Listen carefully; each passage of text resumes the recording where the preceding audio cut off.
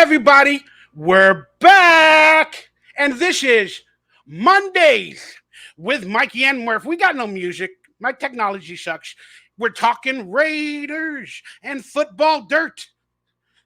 We are on a new cool Raider talk show. We're going to have good times, Murf. Let's go. Because this is Mondays with Mikey and Murf.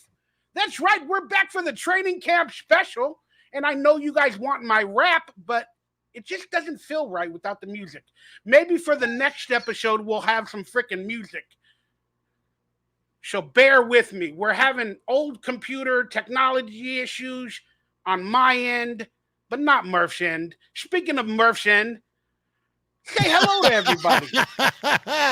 The only person in the world that I would want speaking about my end other than my wife. But yeah, hey, Mikey, it's good to see you, brother. Always good to be back on Mondays with Mikey and Murf. It's been too long, but always a joy to hop on the microphones and talk a little Raider football with my buddy Mikey.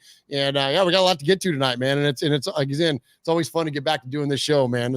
I hear still all the time, and I told you this not long ago, but I'll tell just for some of the folks in the audience. I still hear almost every show whenever your name comes up, so many people in our chat room at Raiders Fan Radio were like, oh my gosh, that's how I found this, is through Mikey and Mondays with Mikey and Murf, and like we missed that show, and when's it coming back? And so yeah, absolutely glad to get back and do a little Mondays with Mikey and Murf. Thank you very much. And again, I don't need to explain it, but people that know me, I have many health issues, many life issues, many barriers, many struggles. I'm not able to be consistent. So I apologize for that. But Murf is consistent, and he's building a machine that can't be stopped over there at Raiders Fan Radio. They are the funnest, most interesting, non-clickbaity, drama-filled YouTube trying to make money show out there. And I'm jealous, but I love to know that I might be a little part of it, and I appreciate it. And let them know where they can find you each and every Wednesday night. Yeah, Wednesday nights at 4 p.m. Pacific, 7 p.m. Eastern at youtube.com/Raiders Fan Radio or any of your favorite podcast services. All you got to do is just jump on the, Spotify, Pandora, your Apple, your Google, your whatever you like to listen to, and search Raiders Fan Radio, and you can find us. And, it's funny. So, when we started Raiders Fan Radio, all we did was audio. That's all we ever did, was just an audio podcast. And you, Mikey, for those of you that don't know, Mikey was the one that said, you guys should put this on video. And we're like, really? And you're like, yeah. And you're like, I'm like, is that what people are doing? Like, is that like the next thing? And you're like, no, it's like now thing. Like, this is what people do. They put their shows on so we freaking started doing the show live on the YouTubes while we're recording the podcast. And it was one of the best things, if not the biggest transition we ever made, and cannot thank anybody else but you for that recommendation, because we'd have never done that on our own. Yes. The information is on the screen, and it will be during the show. It's also in the description of the video, so go check them out. But the truth is, you would have found a way to get on video regardless of my input, because you were destined to do this for the fan and for the nation. Thank you, brother. Thank you. So, real quick, I want to apologize about my audio. I technically have learned it is very loud. You could probably hear the air conditioner. Please bear with me. We may have internet issues, tech issues, but I love you guys. I just want to let everybody know I am on this channel throwing a raffle, giving away a double XL Amari Cooper official NFL jersey, never worn, never duplicated, whatever. For every $5 donated or super chat or new membership, you get one entry to the raffle at the end of August. That way it helps support me, and I get rid of an Amari Cooper jersey that I never really wanted. So, it's good for everybody. But that being said, we got a good show today. And during the show, if you guys feel the need to donate or whatever, or PayPals or Venmos to support the creators, let me know. The description is down below. You can do it in the super chat, and then we will answer your questions to Murf or I during the show. Also, Murf has an amazing charity. Please look into that as well. So let them know a little bit about that, Murf. That's the One Nation Foundation. So when we figured out we could make money with our show, we started up a nonprofit so we could give money away to Raiders-related charities. And so any of the money we make with Raiders Fan Radio, selling T-shirts or any of that kind of stuff, we give it all the way through the foundation. And our next big event, we got two coming up back to back. We've got the Bolitnikoff event that's going to happen in September. But our next one, for anybody that's going to be in Vegas on August 23rd for the game against the Niners, please come check us out at Lot H. We're going to be tailgating with the Raider Dad folks. Raider Dad takes underprivileged kids and their parental figures to Raider games, provides them a tailgate experience, all kinds of amazing stuff. And so we support them monetarily with an annual donation that we gave them back in February of this year. And so that's what you're going to see your money in action. So any of the money that we earn with Raiders Fan Radio, if you want to see what we do with it, you can come see it live and see some amazing kids. We got 24 families coming already, and hopefully more. We know we've got Kevin the Raider Nerds coming out in his Mando gear. We're going to have the Marvel superheroes out there. We're going to have a podium set up for the kids to do press conferences. It's a lot of photo ops and things. It's just going to be a lot of fun. Of course, they get T-shirts and all kinds of stuff from the Raider Dad folks as well. But yeah, it's a great charity. And, the Raider Nation's a family. And, raise them right, raise them Raiders. And, a lot of us became Raider fans through our family connections. And so to be able to foster those connections for those kids that would never have an opportunity to do it otherwise is just a great cause. And so we're very proud to be part of it. There it is. And we'll talk more about that game because I think I was trying to figure out a way to go or get a ride to Vegas per your request or your offer. But we can talk about that later. But real quick, Murf, I think I might be going to the Ravens game the second week of the season in Baltimore. I think I'm going to have the ability to go to that game. Very cool. That'll be a good one to be at. I've still never been to the Vegas stadium, and now I have to go to the Ravens stadium to experience the Raiders, and they're probably going to lose. We can talk more about that later, but don't you put that on us, Ricky Bobby. That is so true. I'm so afraid. But I'm going to be out there in the York, Pennsylvania, Baltimore, Maryland area for a convention. And it's going to give me an opportunity to meet some people and maybe watch our Raiders. So I'm going to take that opportunity, man, to see the world.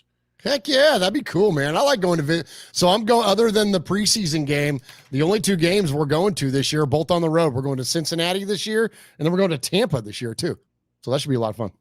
So you're going to Tampa. I make fun of them. Instead of Tampa Bay Buccaneers, I call them I'm a J effing Queer. Well, that's what I always say. The Buccaneers, they're bucking eyes, they're bucking noses. We hate them all. Yeah, they're like the fake Raiders, yeah. With the pirate ship. It's like they copied everything. Yeah, was it Bucko Bruce? Is that their guy? Yeah. I don't even know. But all I know is apparently Tom Brady was going to come to the Raiders, and then we denied him, and then he had to go to the fake Raiders and win a championship. So I don't know if I'm pissed off or upset that he didn't become a Raider. I don't know. Yeah, thanks, Josh McDaniels and or John Gruden for that one, huh? Did you want Tom Brady? Well, see, now thinking about it, would you have wanted him? Yeah, I'm one of those Raider fans. I don't have a hard on for Tom Brady. So many Raider fans, they get so caught up and I'm not, this isn't a judgy, shitty thing that I'm getting ready to say here. You fan however you want to fan, you hate who you hate, you like who you like, whatever. That's not a judgy thing. But to me, the hatred for Tom Brady and the Patriots doesn't ever really connect because they're not in our division. Tom Brady didn't keep us from winning a bunch of Super Bowls. The friggin' Chiefs did. The Chargers did. The Peyton Manning and the Broncos did. Tom Brady didn't do that. Tom Brady wasn't even guilty on the tuck rule. It was Walt Coleman. You want to be mad at somebody? You should be mad at Walt Coleman for making a shitty call. It wasn't Tom Brady. And so that's the thing is that the Raider fans are mad at Tom Brady because he won. Well, I don't get mad at anybody for being a winner, man. I got nothing but respect for that. I didn't like Joe Montana really either, but I respected him. Same thing with Steve Young or Troy Aikman or any of the other quarterbacks throughout history that played for teams that I can't stand. More power to them, man. They freaking did their thing, and they never prevented the Raiders. What did Tom Brady ever do aside from Walt Coleman calling the tuck rule? Give me and I'm not asking you, I'm the proverbial you. But like That's back on our show. There we go. Like, how many times did the Patriots keep the Raiders from advancing deep on a postseason run? You can't answer that because there is none. It was one thing, one time. So I've never had this ongoing hatred for the Patriots or Tom Brady. And so, yeah, if you want to take the greatest quarterback of all time and put him on my football team, hell yes. Like, what the F? It's just win, baby. Like, why do we always disagree? I can't stand Tom Brady. I don't care if he's a winner. He's a loser to me. And I just despise the man. But technically speaking, I understand what you're saying. But you know what? We're going to have a lot of debates on this show because I think we're going to disagree a lot when the topics start coming. If radio is no fun when everyone just sits around and agrees with each other all the time. We talk about that on our show too. It's like, we have different levels of disagreements and whatnot. But yeah, of course. And that's one of the things I always love about doing Mondays with Mikey and Murf is that you and I not typically, but a lot of times have very definitive, distinctive viewpoints and very strong opinions, but we can debate them in a healthy way. You know what I'm saying? And the other thing, too, is that it's not like some bullshit ESPN show or something where we look for things to disagree about. They just come up and we just debate them. So it's not like we're trying to do it for some clicks or some like heated clip I can put on the internet or something. Be like, I am. Everyone, well, I need the views, brother. I need some money. I need a couple of dollars from YouTube. I'm sorry.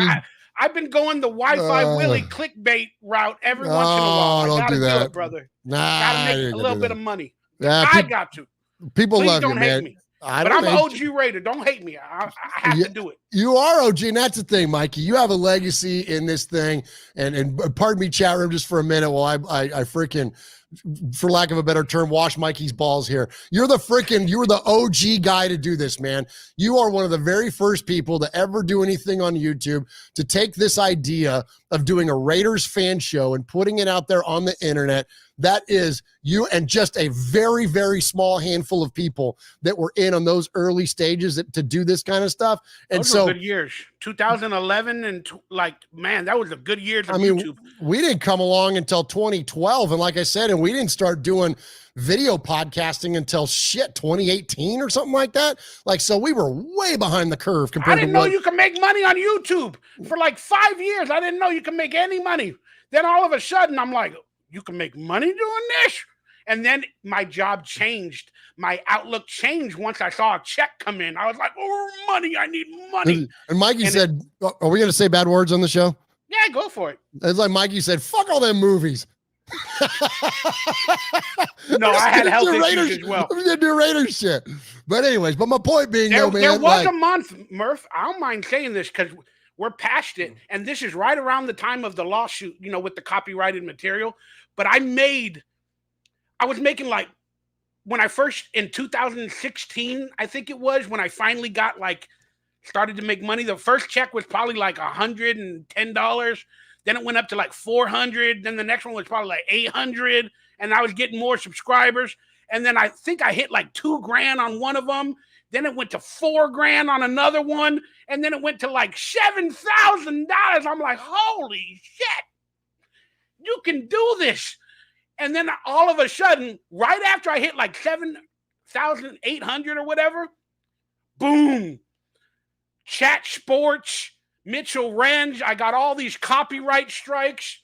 And then the NFL lawsuit came down and my channel went down. And I was like, dang. And then I lost it all. And then now I'm back to the basics, but it's okay. But yeah, that's a little bit of an insight story for you guys. Well, and here's the thing, man, is that you do what you want to do. You're a big boy, and I'm not going to tell you what to do with your channel or your content, but you don't need to resort to any of that stuff because people love you. And that's the thing, is that people love Mikey. They love your dynamic. They love your delivery. It's what built your channel to begin with. And so they love you. So whatever you decide to put out, just lean into that idea that people are there for you. But you guys do make fun of podcast or broadcasters like me sometimes. You might not be making fun of me, but you guys say something to those podcasters that have a single video and they speak to the nation. And I'm like, that's really only what I do. So I kind of felt some sort of way when I hear that. I'm like, oh, they're talking about me. No. I would never lump you in. And listen, I won't bring up any name. I won't name any names on this show. You guys can tell it's been a while since we've talked. Right? Yeah. We're getting into some real stuff, y'all. Yeah, but no, I won't name any names. We're going to talk Raiders in a minute. There's 2, 3, maybe off the top of my head that I can think of that, like, you know who they are, you know what they do, you know what their tactics are, their deliveries, their craft, and listen, that's not for me, and I don't think it is for. It's about making money. It's about making money. Yeah, and that's the thing is that, like, I've always said when it comes to this stuff, man, I will never judge another fan for anything other than, like, I don't care how long you've been a fan for, how many jerseys you got, how many games you've been to, where you live, like, what, none of that shit matters. The only thing that matters to me is the passion that you bring to your fandom each and every time you're called on to represent it. And that, whether that's putting ink on your body, whether that's putting it, on your shirt and your hat in your room, like when it comes to that stuff, like, how do you rep your silver and black fandom? And like, that to me is all that matters. And so when I see these other folks that aren't repping that are repping sometimes other teams, or sometimes repping a player that's no longer, they're basically representing dollars in business. Most importantly, chasing dollars. And that's the thing that really that gets me, because I know that, like, and I don't begrudge anybody for making money. Listen, I'm a capitalist at heart, and anybody that can make money with their YouTube channel, like, and there are plenty of very good close friends of ours in this content creating community that earn money this way, and there's nothing wrong with that. So that said, the folks that are trying to make a living, or the folks that are like, and support their families or themselves, or the folks that are like we are trying to raise money for charity, and then you've got Chucklehead over here making a 3-minute video with a bunch of clickbaity bullshit, fake news that's making 40,000 views or whatever, that hurts my feelings, because I'm never going to resort to that. And I know that at our core, guys like Graf, guys like me, guys like we have a different reason for this, and so that's where I get a little sideways with it. And so again, I don't want to call anybody out or anything, but I've been going to bat for him recently. I mean, I'm cool with him. I have issues with other podcasters for different varying reasons. And sometimes just aggressive people freak the shit out of me. Like, I'm afraid when people are aggressive, or they drink, or they drug. Like, I don't want that in my life, But I go to bat for Willie only because, first off, I didn't bring up Willie. You did. Oh yeah, no worries. Again, this is a healthy debate. But I go to bat for him because he's been one of the only video makers that, in my off time, I've been getting the videos, whether it's all complete official news or not, or only the drama stories. He does put in the work for some real Raider news, not all the time, but he does do it. And that's where I get my information, because many years ago, I used to be able to illegally put in the Raider clips, like with all of that news from the media. But I've been, watching his videos, getting a little bit of my information. And then, but I've talked to him, back and forth in the sidelines, and I know that he's about making the money, that he made it a job. So I respect that, because I know that's what he's doing. And again, as long as you don't have any personal problems with me, do you make your money, do what you're going to do. Well, gosh, this is really delicate here, because you know what Mom always said, you don't have anything nice to say. Again, his fandom, I can't place that. Again, whether he goes to Derek Carr and the Saints, I can't tell you his true feelings. I believe he loves the Raiders, but I believe he's using them as an opportunity to make money and make videos, just like Chat Sports is and other people. But I'm just talking from a pure business perspective. He made that choice to go for the money, the subs, and then he technically might be using the fan base. And that's where I understand. That's it. That's the thing. That's it. Using well, and let's move past this. Let's move on to some fun radio. Yeah, we're gonna move on to other things. But that's the thing, is that it's using and misrepresenting. If that was the thing, and this is I'll give you credit on this, Mikey. you've always, like, if you ever did any cheap stuff like that, like clickbait or whatever, you always said, hey, look, this is what I'm doing because I'm trying to make some money. Like, this is what I'm doing. Like, you are transparent about that. That's the problem, is that, and you are not. I see what you're saying. You see what I'm saying? Because they're misrepresenting and using other people for personal gain. And I got a bucket of FU for that. I'm sorry. It doesn't matter who it is. And it's not even YouTubers. That's national media. That's Colin Coward. Everybody. That's anybody that resorts. Have a huge fan base. People anybody that resorts to those type of tactics in order to generate income on the backs of other people's attention. I'm sorry, man. I got no love for it. I never will. Never will.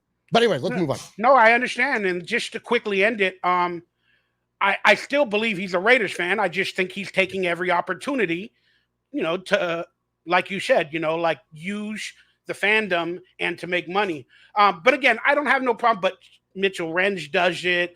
There's a bunch of others that I can't technically think about it. Like I said, at the end of the day, I don't want to be in any of their drama. Leave me alone. I'm like Michael Jackson. Just leave me alone. Any of that other stuff. But I went on the backs of the NFL and the Raiders when I started my channel as well. But I did it out of the goodness of my heart. I didn't do it to make money. I started taking the Raider news clips, and I knew they were technically illegal to put on YouTube. But I was like, I want a place where I can get every video for the Raiders and just shove it to my nation. I didn't do it for money in the beginning. And that might be the differing factor, because I didn't know that money was available when I started doing that illegal stuff. And but I did it for the nation, and it bit me in the ass. But now I've been humbled. I'm back to myself. And now we got a simple show, no pizzazz, no videos, nothing. We're just going to talk and have a good show. And that's all that matters. That's all we're doing, brother. Talking some damn Raiders. Get back to the root of this thing. That's right. So thank you, everybody, for chiming in. We got Bruce Davis. Murf is in there. True Raiders in there. Ron, the moderator. Rogue Code. Wyoming Raider. Everybody, I will put your chat on screen during the show as best as possible. And if you have any questions, if you put it in a super chat, it'll be answered during the show, but you don't have to pay a super chat. Toward the end of the show, hopefully we'll have a few minutes and we'll get some questions in no matter what. So stick around for that. All right, Murf, you ready to get into the headlines, the breadlines, whatever we want to talk about? What was my saying? I forgot it. Headlines, breadlines, and you know what I don't like to do, Murf? Pay the rent. That's right. I can't even pay the rent right now. Can't even pay some people right now that I owe money to. That's a story for another day. All right. The first topic, I haven't been able to look at the news today or watch any press conferences, or maybe there's something I'm missing.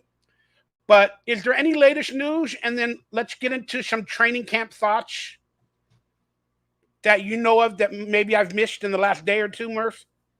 Well, just before we hopped on, I saw there's not a lot of sound bites when it comes to Brock Bowers. As we know, he's a pretty quiet guy. But being the Raiders' first-round draft pick and being the most dynamic player to ever, enter into the NFL, coming out of playing as a tight end, got a lot to look forward to with this young man. And so, his comments today were like, I can't wait to get the football. We're supposed to do pads tomorrow, and I'm looking forward to it, which is funny because it's not a real big comment from a guy like that, but I can't wait to see what this dude looks like in pads. I've had the good fortune of watching a disproportionate amount of Georgia football, considering that my wife's son is a huge Georgia football fan. And so we've been watching a lot of Georgia football over these past few years. And man, dude's absolutely insane with the ball in his hands. And so I can't wait to watch him, man. And knowing that they're going to finally get our first look at him in pads, I'm stoked for that. Yeah. And all eyes on G. I can agree with what you're saying. That makes definitely a lot of sense. They called him Bowser. Bowser. Animal mother called Brock Bowers. Yeah. I'm really excited for that. Yeah, pads are tomorrow.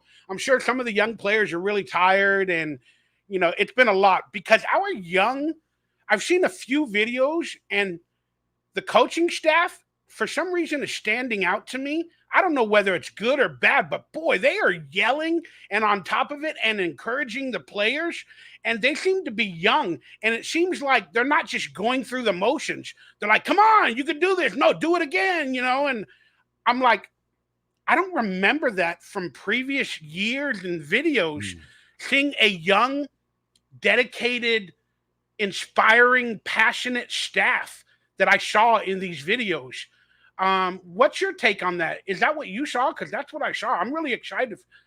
Yeah, absolutely. I mean, we talk a lot about how Antonio Pierce has changed the culture of this organization, and he's done that single-handedly. That said, when you are the leader of said organization that does initiate a cultural shift, you have to have constituents to be able to carry that message. And, I say this saying all the time, and nobody that listens to our show is probably sick of hearing me say it, but strategy eats culture for breakfast, or excuse me, culture eats strategy for breakfast. And the idea is that you can have a brilliant strategy a la Josh McDaniels, but if you can't impart that on your staff and on your players and on the organization, all that, then it's useless. Then all you're doing is it's an arrogant play. Where a guy like Antonio Pierce, who, and we don't know because we haven't ever seen it, but let's say he's not the guru that Josh McDaniels said was, but he knows how to build a culture and lead people and lead men. And that's what he's doing. And his coaching staff is an extension of his leadership. So what you're seeing is that the coaching staff take on the persona of the head coach, and the players will take on the persona of their position coaches and their head coach. And so it's this trickle down that we're starting to see. And it's such an amazing shift for the Raiders. It's such a welcome change. You asked the question, or made the statement, we hadn't seen this in a while. I don't know how long it's been. I mean, you think all the way back to, Gruden's a pretty fiery guy, but I think Gruden 2.0 kind of lost his fastball. Jack Del Rio in the early stages, I think, had a little bit of, had a modicum of that. Hugh Jackson had that for a minute, but none of them had the sustainability that I think that we're going to see with Antonio Pearson. The reason why I say that is that all those guys that I just mentioned, not Antonio Pierce, ultimately gave in to their ego. They ultimately gave in. Hugh Jackson declared himself king of the Raiders, and Mark Davis fired him for crying out loud. Yeah, exactly. You know what I'm saying? So I'm going to take charge of this whole goddamn thing. Yeah, you're gone. yeah. Oh, are you really? I didn't realize your last name was Davis. But I don't. Then he went and got a pedicure, and then he took cameramen while he got a pedicure. Oh my gosh. That was bananas, dude. But anyways, that's not in Antonio Pierce's wheelhouse. That's not going to be his story. And so here we are, the Raiders taking on this persona of this man. And so, yeah, it comes out in the way that the coaches are coaching. You think back to the contrast to Josh McDaniels, who, the videos we would see of him in practice was yelling at Malcolm Kuntz for making a play on Derek and not letting Derek throw the football. And it's like, you're chastising your defensive player for making a play? I don't believe that story. That story was so ridiculous that came out in the press. But it was true. There's video. I remember watching the video. It's true. It's 100% true. And so, that idea, that notion that was the kind of the mindset around practice. Yeah. Dude, I'm telling you, man, that's where. And I know we'll probably get into it more and more as we talk here, but so you think he coddled Derek Carr? You really think he told players not to intercept him? I don't think he necessarily coddled Derek. I think he coddled his offense that he wanted. Yeah. He wanted the defense to not intercept Derek, so Derek's mentality can feel good that he didn't get intercepted. Well, and that his offense was able to make a play. That the defense didn't outperform him in practice. But there is video footage.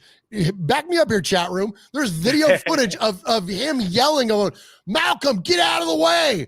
Because Malcolm's coming at freaking Derek with his hands up like you're supposed to, get in the passing lane. I remember that clip. And he freaking yells at him to knock it off. And I'm like, really? Yeah, that's the mentality around practice. So anyway, now we've got a guy that's listen, he's encouraging. I love AP. He's the best. He's the freaking best. So that said too, and then I'll shut up.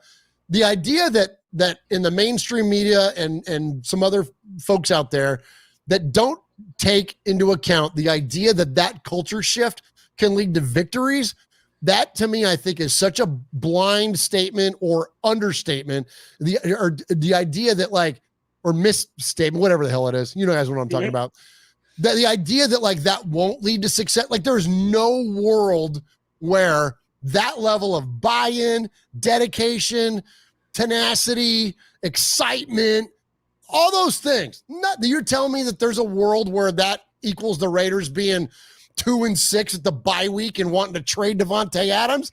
Give me a break. No effing way. It is never going to happen. We'll get into that segment in a little bit. That's a teaser, Mikey. That's what we call those in the biz.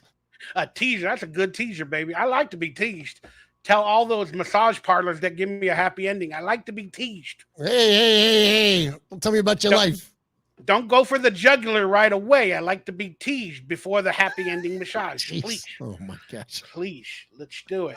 But just to end out this subject, you're right. I love the passion from AP, the swag, and I believe he's surrounding himself. And we knew it at the end of last season. People are buying in, and his staff is buying in. And I think he specifically brought in hungry staff members, a few of them at least, to get this thing rolling. And that's what I could appreciate from AP, trying to rebuild the Raiders under the actual Raider image that has been far too long gone. That being said, quarterback battle, that's the biggest battle in camp that everybody, the mainstream's talking about. We got Aiden O'Connell versus Gardner Minshew. Who do you think will win? Have you heard any stories about who might be losing? And who do you think your projected starter is? I do know, and Aiden O'Connell took the first actual training camp snaps. But yeah, let's talk about the quarterback battle. Who do you want to win? What's going on there from your perspective? Well, it's, we're such a polarized society around a lot of things, and we're gonna be polarized around our sports takes and a lot of other things. This is not one of them for me, man. I'm Team Raiders. So whoever the Raiders choose, whoever Antonio Pierce and Luke Getsy and the offensive staff decide that they want to be the quarterback, then I'm going to root for that guy. I'm not going to be against one or the other. As a show producer, Gardner Minshew is pretty damn funny on a microphone. So I kind of like being able to feature his sound bites. Because that's the only preference that I have in it. Outside of that, I think, Mikey, I've been on the idea, leaning on the side of, I think it's AOC's job to lose. And I still think that there's a lot of truth to be said to that. Also, that said, I think that there is some not necessarily even veiled comments that have come from Davante Adams and Gardner Minshew about their, quote, telepathic thing. I think that's what Gardner said. He goes, there's like a telepathic thing with Tay. And so when the play breaks down and Gardner's got to roll out of the pocket, he's got to protect the football first and foremost. But as he gets outside the pocket and tries to extend plays, and he's got a, quote, telepathic thing going on with Davante Adams. What was Davante Adams so pissed off about last year? Well, it was his freaking quarterbacks getting him killed. Like, he was throwing into bad plays and getting big hits and all that stuff. So if you've got a guy that you can vibe with and will put you in a position to be successful, and you're the most high-profile player on offense, at least for now, until maybe Brock Bowers breaks out and wins Offensive Player of the or Rookie of the Year, aside from something to that effect, Davante Adams is the guy. So if the guy who we already know has a voice in this offense with this coaching staff goes into Antonio Pierce's office and says, hey, man, give me guard dog. That's the guy. Like, that's the guy that I can be my best with. Then I think that's literally all it would take is that, because I feel like he'll have a high enough. Talking up AOC though, before the start of training camp, he went on a lot of podcasts. Sure. And he was really all AOC in. Yeah, there's no doubt. And I think that that's the right move, is that it was his job to lose. And I think that by saying that, like, as of today, AOC is our starting quarterback. Yeah, you want to give your guy a vote of confidence. I'd again, going back to the leadership of Antonio Pierce, that's what you do. You empower your people. And so he empowered Aiden O'Connell because guard dog was the new guy coming in, right? So you empower the guy that was already there that had the position. So I think that's Swag Jeff is chiming in with some good thoughts right there. Swag Jeff chiming in. What's up, Swaggy? There you go. He said DA 17. wearing the grandma hat. But he does. So he says there he wants a Rodgers type, and that's Minshew. And that's the thing, is that like, and no one's comparing Aaron Rodgers to Gardner Minshew, but if there's something that's, inherent in terms of connectivity between those two guys, that's different than what it is with Aiden O'Connell, then I think that's gonna get the job. Now that's just one talking point, so I don't want to lean too heavy into that. But what is if they are all, we'll just say that, like, let me put it like this: all equal playing field. If they both can adopt the offense at the same level, if they both understand how to execute the line of scrimmage, if they both are able to get the ball out on time, if they're both able to complete passes downfield, which is a struggle for both of those guys, completing passes 10 yards or more downfield, if they can both excel in all those same areas, and then they're the only difference is what can one guy do better than the other when it's time to extend a play, that's where you're going to get, nod's going to go to Minshew. We read a stat the other day on the show that drives are 3 times more likely to not score when the quarterback has taken a sack on any down. So if you take a sack at any point, then that absolutely derails your ability to score, because ain't nobody got a good play at 3rd and 23. So that whole idea that Gardner could be the guy to find success when shit starts to break down, just that alone could be the deciding factor. That's just our opinion here at Raiders Fan Radio. Yeah, the problem is I love Aiden O'Connell. I mean, the guy just you start to like him, post, the Derek Carr and all of that mess. You just start to like the guy, and then he changed his jersey number, and we finally found out the truth about that situation. And I'm rooting for the kid. I mean, because he's basically, if he became a starter or a star in the league, he's a homegrown Raider. Whether he was drafted by McDaniels or not, he's a homegrown Raider. And I'm rooting for that. Yeah. All right. That's a good point. I dig it. Yeah. And, he'd be a 4th round pick that just came out of nowhere and became like a decent quarterback in the league, hopefully greater than that. But I gotta love the Minshew swag, if it's the Raider way, and we got swag, and, we're going to talk our smack, smoke our smack. Well, I don't want them to smoke smack. No, don't do that. But, I kind of like the Gardner Minshew stuff, and I can see Raider Nation, and I think they're rooting for Aiden O'Connell technically right now because he's a homegrown Raider. But I would love that Minshew mania with Raider Nation. I just think it would fit and it would work. So I'm rooting for them both, but I got a slight edge, like you said, possibly for the fun that might come from Gardner Minshew, like a Kirk Cousins wearing a chain, doing a dance, riding in a minivan or something like that, because we already had the gung-ho Christian-related quarterback. We've been there and done that. We want somebody with a little bit of edge, because people would say Derek Carr didn't have that edge. Well, now Aiden O'Connell's doing the same things. He's saying all the right things, doing all the right things, but does he really have that edge? So I don't want to have another possible Derek Carr situation. So I'm kind of looking forward to Gardner Minshew, but I'm rooting for them both. And like you said, whoever wins, man, that's who we rolling with. I just hope they can build a partnership where they root on each other, at least for this year. I think so. And I think that's been evident in both their comments in these press conferences, is that, they've both been battling for starting positions the entirety of their career, whether it was in college or whether that's been in the pros. I don't think it's an uncomfortable position for either of these guys. And so knowing that, listen, I wish Anthony Brown the best of luck, but it's coming down to 1 and 1A here between these two guys. And so I think they're comfortable in whatever role that is. And, if it is Gardner Minshew, can you imagine, Mikey, him walking up to the podium post game and hearing this? Some areolas and, what are you going to do? What's better than that? Was that actually a Gardner Minshew quote? It's Gardner Minshew and Max Crosby. Yeah. Is that from the podcast, The Rush? From the podcast, The Rush, yeah.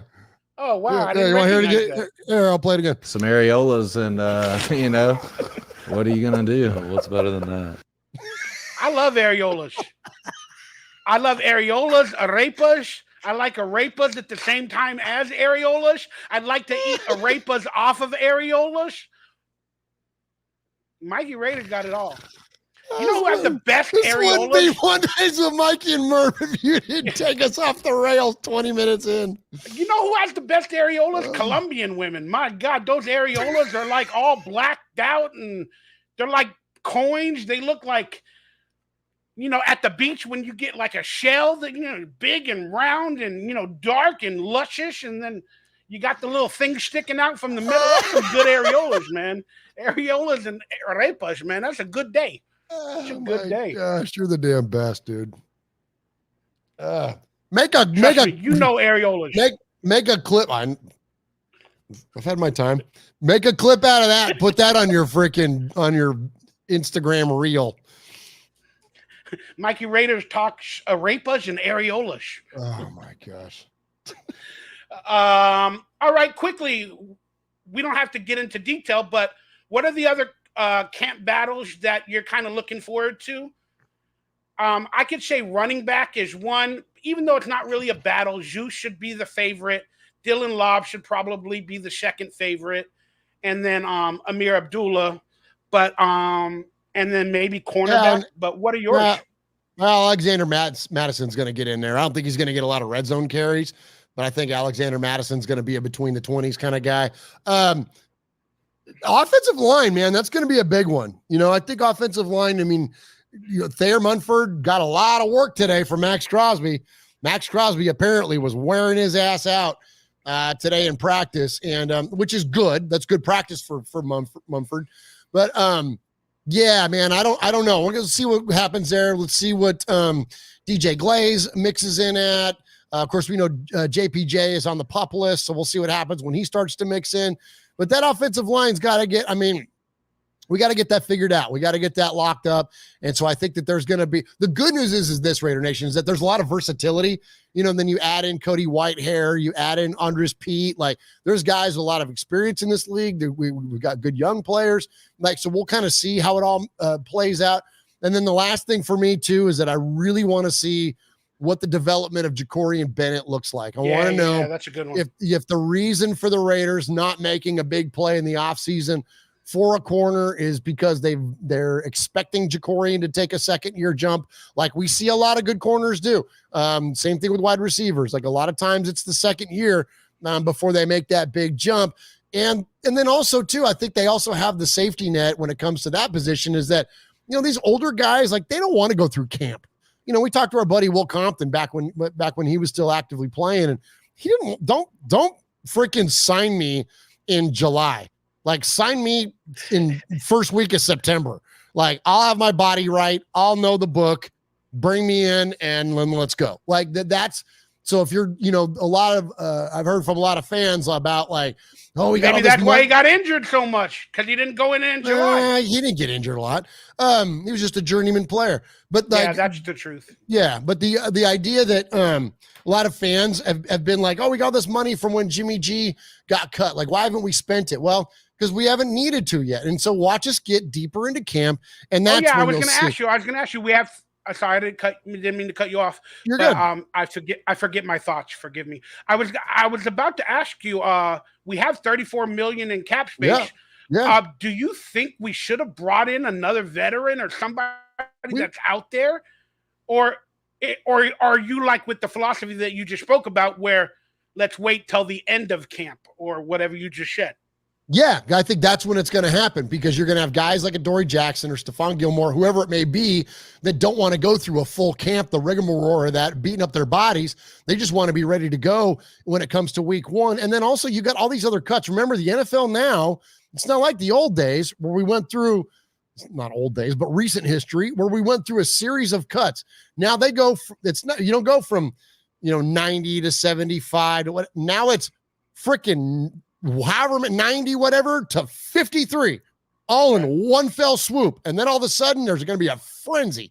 But they added 10 players to the practice squad, like 9 or 10 more players to the practice There you squad. go. So you're going to have a frenzy of activity going on.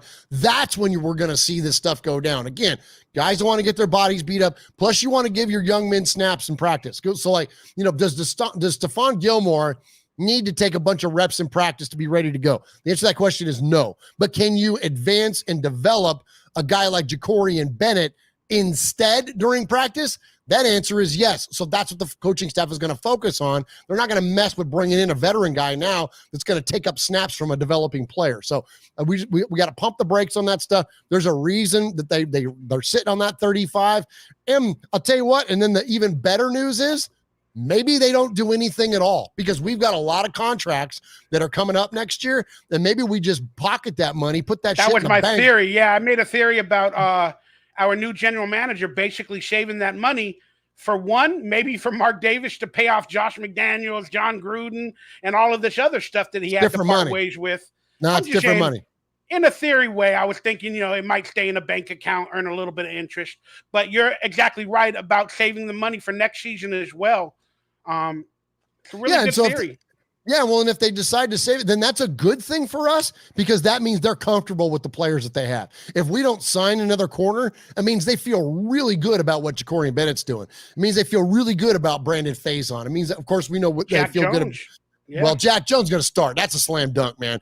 You got a slam dunk with Jack Jones. You got a slam dunk with Nate Hobbs. And then you got the variants, right? After that. Then it's just kind of like, not quite sure where we're going to go, because we don't have a Meek around anymore. And so we've got to figure out some things there. But if it looks like on the surface, like they haven't done anything, it's not because they're lackadaisical or because they don't know what they're doing. And a lot of fans are like, what are they doing? They're crazy. They haven't signed anybody.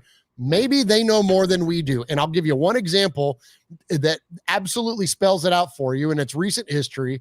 What was one of the biggest the biggest complaints that Raider Nation had last year in the offseason was what they didn't do at linebacker. Remember that? Remember everybody was like, we didn't do enough. And I say on this microphone and pound my darn table, maybe they didn't do what you think is enough, Raider Nation, because they're comfortable with where they're at. That Bob Spillane is a starting linebacker. That Divine Diablo is a good outside linebacker. That Luke Masterson is good in rotation. That, like, you know what I'm saying? Like they were fine. And what happened last year? They were fine. Linebacker was not a big challenge for us. And then, by the way, we drafted Tommy Eichenberg to start filling in even some more holes and adding depth. So, like, that idea. I like that last name for a rookie linebacker. I just like those big last names. Oh, yeah. I agree. Eichenberg is like Ray Nitschke or something. It's like you want to have a good name like that. Yeah, or like Chuck Bednarik. You know what I mean? Yeah. The dirty, like, all-weather, cold games, they got the names Eichenberg, like you just said, Ray Nitschke. Can they bring back those shoulder pads? Remember those big little things that they would have on their shoulder? Made him look like a superhero, made him look like a transformer or something. Speaking of that, I just saw a Transformer commercial for an animated movie, and it looked pretty good. It's about how Megatron and... It's like an origin story. Yeah, like Optimus and Megatron were best buddies, and how Cybertron changed them, and they got the Allspark, and they learned... I was actually looking forward to it when I watched it. Let's move along to the next subject, Murf. Was that a good segue, or did I just... No, you did good, man. You just transformed the segment. Oh, Transformers, more than meets the eye. You know what more than meets my eye? Areolas and a rape bush. Those are some good stuff, man. You got me hungry for titties and food now. Or food on titties. Either way, I'm going to relive 9.5 weeks. Oh my gosh. Might cost you a few bucks. Well, it always does. The best ones ain't the cheapest. I didn't mean like that. The best ones ain't cheap. Oh my gosh. Damn, I missed it. The cheap ones aren't the best. Oh my gosh, I missed this show. Oh, sorry. Let me get my dang things up. All right, let's talk about... Yeah, I know. Muppets. That's what you've been talking about. You get your things up. Let's talk about Muppets. We had a Muppet make an appearance at camp the other day, and it made national media news. And I'm going to ask the question, the Kermit the Frog Patrick Mahomes incident, was it good or bad form for the Raiders? And who do you think brought it? Well, this is some fan shit. We know who brought it. We do? I don't know anything. I made a Yeah. theory that Antonio Pierce and Max Crosby did it together to Nah, I get think the Raiders motivated. Nah, I think it came out today. I think we know what fan brought it, and I don't know this guy. And actually, I've only ever had positive interactions with him on Twitter, and or the X as the kids call it. But yeah. So no, I think it was a fan thing. I think that the players, in this case, it was Trey Taylor, young man. Yeah, the 7th round draft pick had to take on all of that stuff. Yeah, he kind of got caught up in it. But so I have a couple of different things here. Is that, and at first glance, I thought it was funny because what do we do as Raider fans? We joke about that shit all the time about, freaking Patrick Mahomes walking on and off the field like he just took a shit in his pants. And then when he talks, he sounds like Kermit the Frog. And we make fun of that guy all the time. It's what we do. I think that by getting the players or player in this case pulled into it, yeah, he probably would have wanted that back. But if it wasn't really that big of a deal, it wasn't like, they just it was a silly thing. It wasn't like any venom behind it. It wasn't malicious. It wasn't hateful. So I really didn't have a big issue with it. And then a lot of the fan response has been, oh no, now we just gave them another reason and we gave them this. And it was just like Gruden driving a bus around the Arrowhead and all that. I'm like, but here's what I would say to those of you that come out on that front. You think Patrick Mahomes needs anything extra? Like you'd think that what is arguably the greatest rivalry up there with the Packers and Bears in the history of the NFL, the rivalry between the Raiders and Chiefs, you think they need extra motivation? You think that's going to do anything extra to them? I would, no, it's not. I've got some incredible stats we're going to do on Raiders Fan Radio this week on the level of playing ability that Patrick Mahomes has had since he's been in the league. Yo, he's like a Hall of Famer already. You think you think it's going to be any different on game day? It's not. It's not like that. When you're at that level of talent, you're at that level of mental acuity when it comes to playing the game of football. Stop hyping him up. It's bothering me. Well, some fucking puppet is not going to change that. You know what I mean? Like that doesn't change. Like, and fun. So it's fun. I know. I agree. That's what I'm saying. Every bit of it. That's what I'm saying. Like, it didn't bother me. And that's what I'm speaking out to the people that are like, oh no, we've triggered them or activated them. No, they've been beating our effing ass for how long? How many straight division titles do they have in the AFC West? They're getting ready to win or try to win at least their 3rd Super Bowl in a row. And he's already got 3 out of 4 or 5 years, whatever the hell. He's been in the league 6 years. Like, you think a guy named Puppet is going to come on. No, we're going to get their biggest, hardest punch every time they take the field, no matter what. You could have 19 freaking Muppets show up and make fun of their ass, and it ain't going to change. The last thing I'll say is this. Let me add one more thing. Last thing I'll say is this. I like the fact that the Raiders aren't scared. All that accolade that I just spewed out there and almost made me sick about Patrick Mahomes and the Chiefs, the Raiders aren't scared of him anymore. We're not scared of the Chiefs anymore. The days of us depending on other teams to take them out of the postseason, those days are over. It's our time to take them out, and it always has been. That's our time down here. That's right, Unless Annie. You go up Troy's bucket. That's right, Annie. You stay a goonie.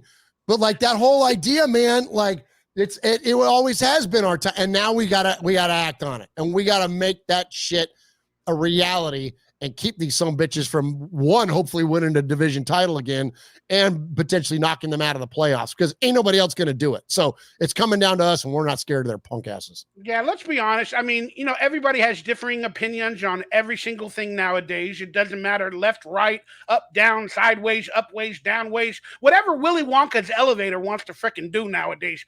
People have an opinion about it. So could it be good or bad form? Technically, it could be both. But that being said, I freaking loved it. And it, to me, brought back that clip or that quote from Antonio Pierce of we going to talk our shit, we going to smoke our shit because it's the effing Raider way. So I love every minute of it, whether a fan brought it or not. I was hoping Antonio Pierce, and some of them did it behind the scenes, like in a conspiracy or whatever. I would have freaking loved it even more. So I loved every minute of it. I'm actually believing that they do got a little more motivation now, but I love it. This is like the old school stuff from, many years earlier that just embellishes the rivalry even further. We did the drive around the parking lot with Gruden. Then they unfortunately did the merry-go-round on our field. And then, Josh McDumbbutt didn't even think that was disrespect, but it was. And now we did the Patrick Mahomes thing, and we won on Christmas. So we're kind of edging them a little bit. But now I guarantee you, this is just my opinion, but I think they don't need any more motivation. They're always going to give us their best. But some of the younger players on the team that don't really know the rivalry for the past few seasons, they're all amped up a little bit more because of this. And that's okay. Like you just said, Murf, bring it. We're ready. Antonio Pierce has got this team ready for it, and we ain't afraid anymore. So fuck it. Let's go. It's all fun. But I do have an issue with Antonio Pierce on this subject. Let me see if you have the same issue. Okay. So he was asked about the incident in the media, and then he said something to the fact of, you can't do that stuff in my days or you'll get fined or it wouldn't work out. But then when he was specifically asked about the Kermit incident, he said, I talked to my players and we nipped it in the bud and it's over with. I had an issue with that. I wanted him to basically tell them, bring it. I wanted that swag and that talk your shit, do your shit. But he went the route of being a head coach. And did he really nip it in the bud? Does he not want it to go any further? Or in the locker room, is he saying something different? Is he sending mixed messages from your opinion? Well, here's where I come out on it. And I'm gonna piggyback my comments on All Eyes on G there, who says players should leave the shit talk to fans.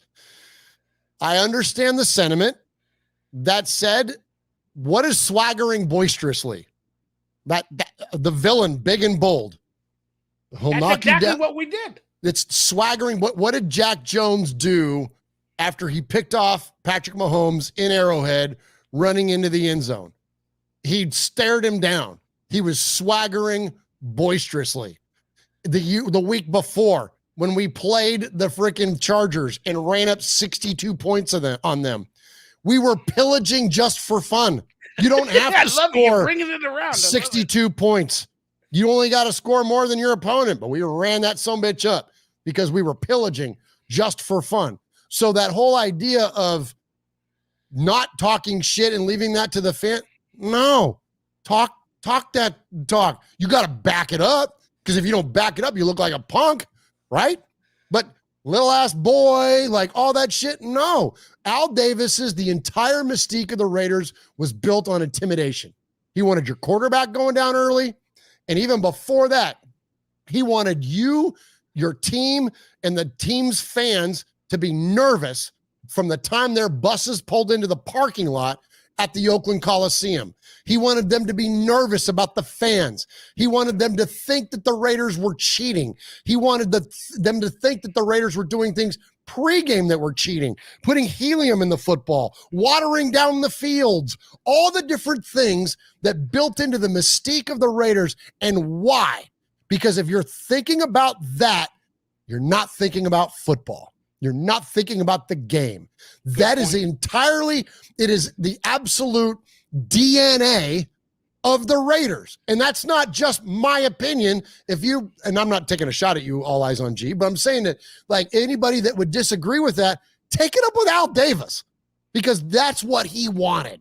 He didn't want you thinking about playing football. He wanted you thinking about all this other shit that had nothing to do with the game, in between the lines, in between the freaking whistles. So that's what I would tell you. So if there's a version of that can now exist in 2024, you can't have Phil Villapiano ripping guys' helmets off anymore. You can't have Gene Upshaw, taping up casts on his arms and beating the shit out of guys. You can't do that anymore. But whatever version of that Raiders, the Val Davis's vision, you can apply to 2024. Fucking A, let's do it. And if do you have a problem with shit? Hell no, I don't have a problem with talking some smack. No, man. with what Antonio Pierce said. Like I said, he deflected publicly in the media. Yeah, and that's fine because he deflates the story. That's what a good leader does. You deflate the story and then you move on to the next question, right? And then it becomes. I hope he went in the locker room and said, "Yeah, fuck you god dang right he did." That's I had to say that publicly, but you know what? Let's talk our shit, smoke our shit, and you know what? I'll go to back and I'll deflect from all of you guys. Put it on me. Let's go.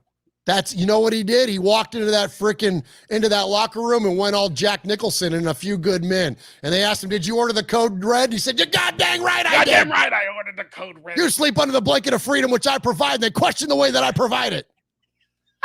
What a great movie. Great movie. Animal. I keep reading it as Animal Mother. That's my buddy Aaron. What's up, Animal Mother? Animal Mother, thank you for the donation so much. You got 2 entries into the end of August raffle for the Amari Cooper never worn, perfectly duplicated. I hope there's no moth spots. I don't even know if this apartment has moths. I don't even fucking know. But whatever. Thank you so much. He said Coach was making a politician statement because he has to. He lives the autumn wind. You know what he was saying in the locker room, and Murf nailed it. Back it up. There you go. Thank you so much, my good sir. All right, that topic is done, as Antonio Pierce would say. We're moving on. Moving on up to the east side. Murph, we finally got a piece of the YouTube pie. Which one of us is wheezy? Probably me, because I got like breathing problems and I'm the fat one, so it's probably me. It's probably me. I'll just be Florence instead. There we go. Or should we do DEIs and recreate good times? Or no, that was the Jeffersons. Should we make it with all white people? Jeez, Mikey. Well, that'd be kind of fun. Would it be called the Jeffersons or the Thomases? It technically could be the Jeffersons. Alone, man. They could be dependents of the Jefferson presidential family. I don't know. It's fun to talk about. DEI is almost gone, so I'm gonna, I'm hoping for the best. The Raider critique says we'd be the Thompsons. We'd be the Thompsons or the Smiths. Then people would think that the Cure is back. Oh, it's the Smiths. The Cure is back. Oh my gosh. All right. I'm going to give you 5 or 6 Raider conspiracies. They're not always games, but pick your worst from the list that I'm about to let you know. And let me see if I can get my screen. Uh-oh. I shouldn't even touch anything. I should touch nothing. Don't touch anything with this computer. If it's working, it's working. All right. See if I can do it from memory. Pick your worst Raider conspiracy from these choices. Okay.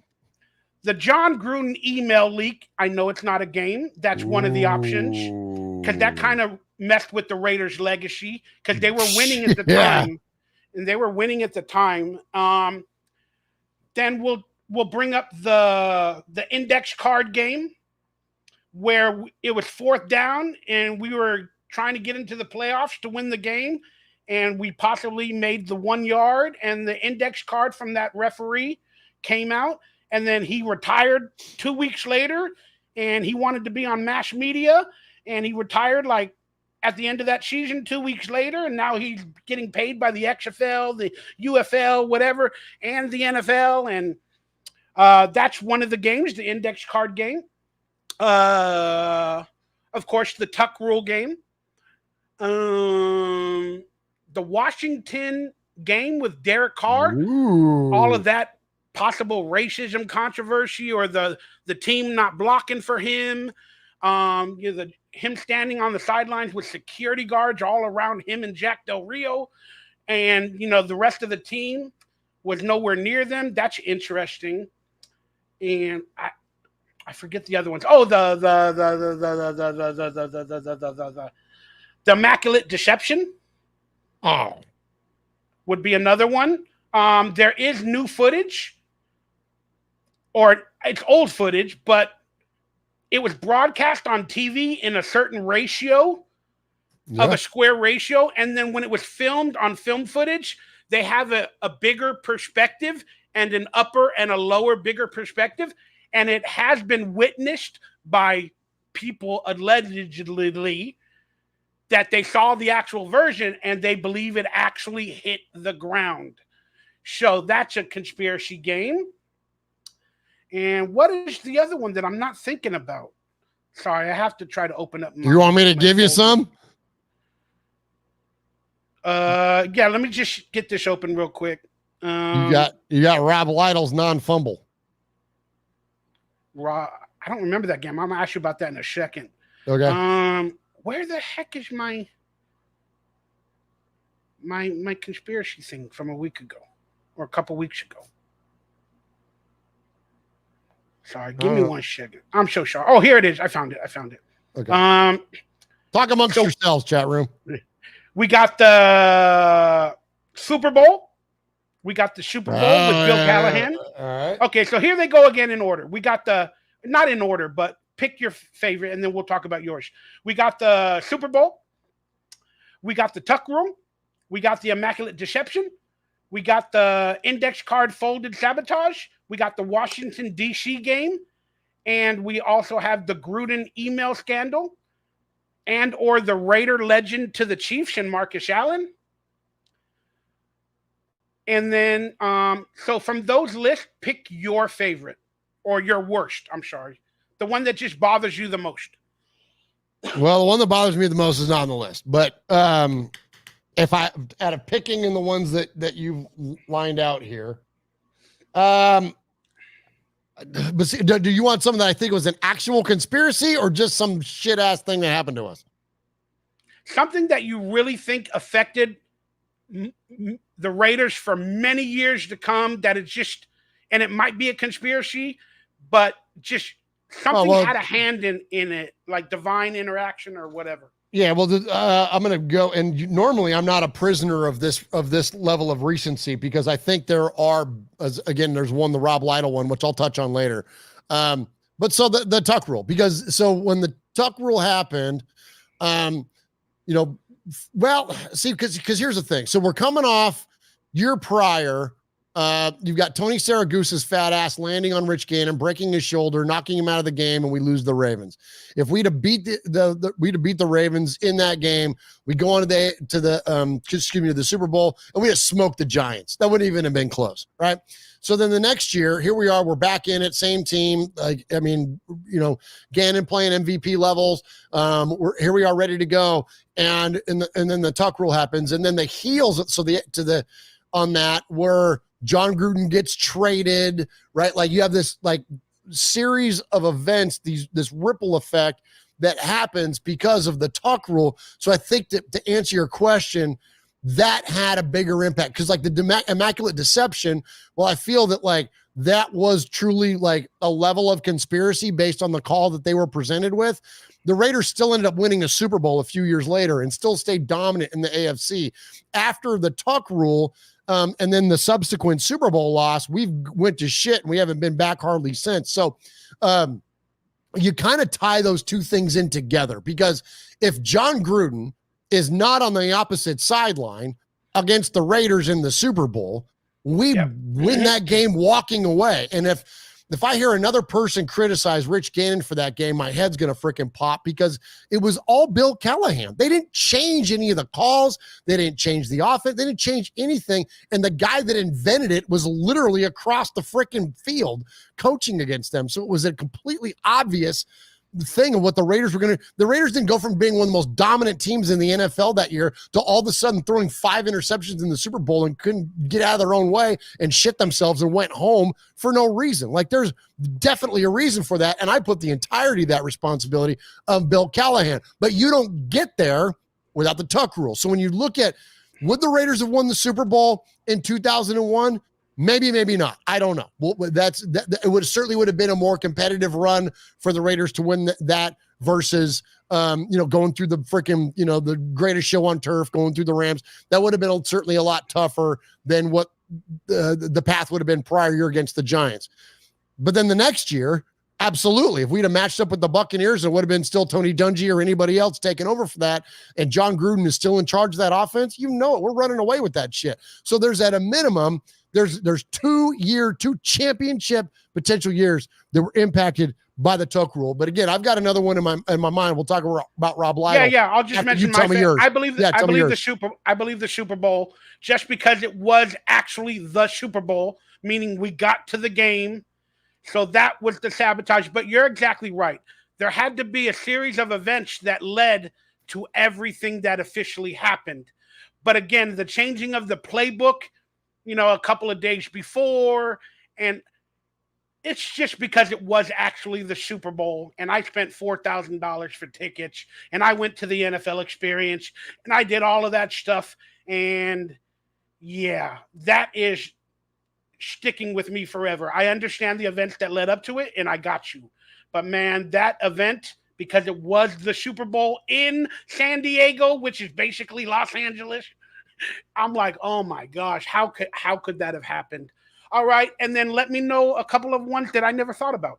Well, so the Rob Lytle 9, there's a lot of others too. The Raiders have more names, games named after us that went against us than any other team in history. Let me cut you off. I'm sorry. Please, do it. I wanted to respect the super chat from Paul Mazik. Sorry if I'm butchering the name. Paul Mazik Folif. He said, dope live, gentlemen. Respects. Glad to see the mystique has overpowered the stench of the mole coach. Wow, that's good.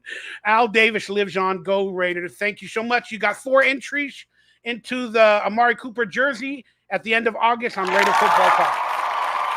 Thank you, brother.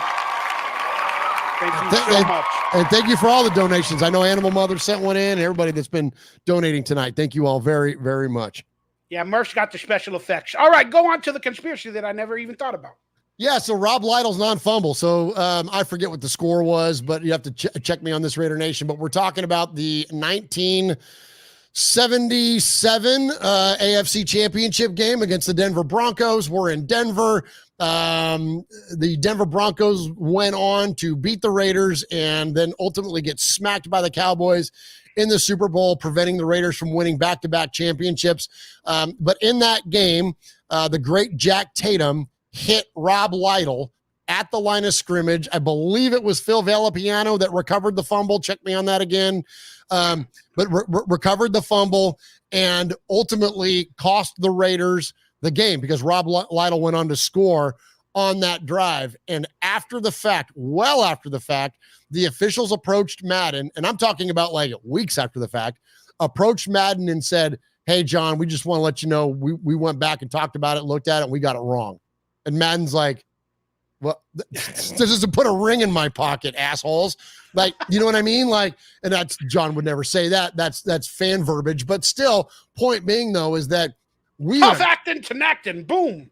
Just like we'd have smoked the Giants in the 2000 Super Bowl, we'd have smoked the damn Dallas Cowboys in the 77 Super Bowl, and that would have been back-to-back wins for the Raiders. And so that's where, like, again, when it comes to like conspiracy theories and things, it's like, what costs us championships? Those are the ones that I get in my feelings on. And that's why, frankly, one of the reasons I don't hate a lot. I don't hate things in life, man. I'm a pretty loving guy. But I hate the Denver Broncos. I hate them. And here's one of the reasons why. Because the officials chose to side with the Denver Broncos instead of the Raiders because they had a freaking hard-on for Al Davis, and it cost us a championship. And that's the stuff that gets me. I don't like the Baltimore Ravens. Here's something, Raider Nation. All these that all hate the Patriots. You should hate the Ravens more. Tony Saragusa's fat ass landed on Rich Gannon and absolutely took out our guy that was going to lead us to a championship. That's the shit that I hate. I hate the damn Baltimore Ravens. Watch the footage. Dude, I tried my best. No, but it looks like he lands on him right on the shoulder, and then he's starting to get up. And then from my perspective, I see his hands grab a part of the elbow, and then he goes like this. That's what I saw. And I thought he purposely did it. 100% he did. It was 100% deliberate. And probably, who knows, and maybe even instructed by Brian Billick to go in there and do it. Like, I mean, that's the shit that I get. That's the one. Those are the teams, the one, and that's why I hate the damn. Who keeps us from winning championships? Whether it's performance on the field or dirty play or bad, like those are the things that like absolutely drive me insane. And I can't say it. So anyway, go back to it.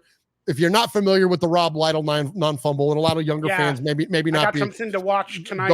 Go back and watch that shit, man. It will blow your mind. I mean, and there's plenty of footage out there of John Madden talking about it and going over it, and it's just like you watch this stuff and you're like, oh my gosh, like what could have been for our freaking football team.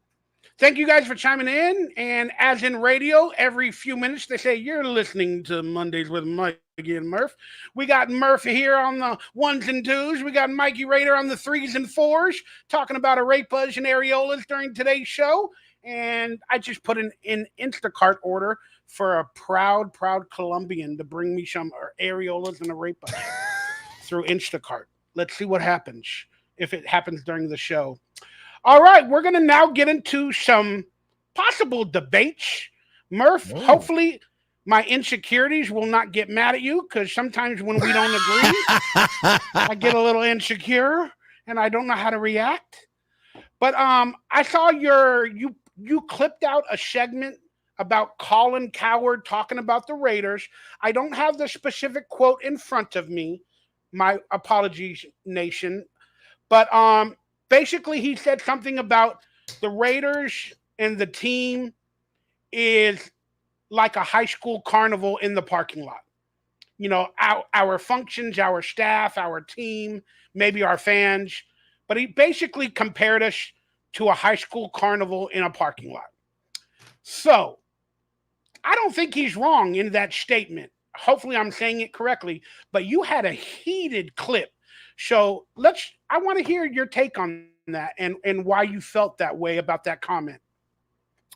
Okay, well, I'm calmed down now because it's been almost a week about it. But I think the thing that bothered me was there's a couple of things going on. I think that, as I alluded to earlier, when we talk about the clickbaity nature of statements and videos and things that you can do online and in order to line your pocketbook and drive, interaction and attention and the cheap tactics that people rely on.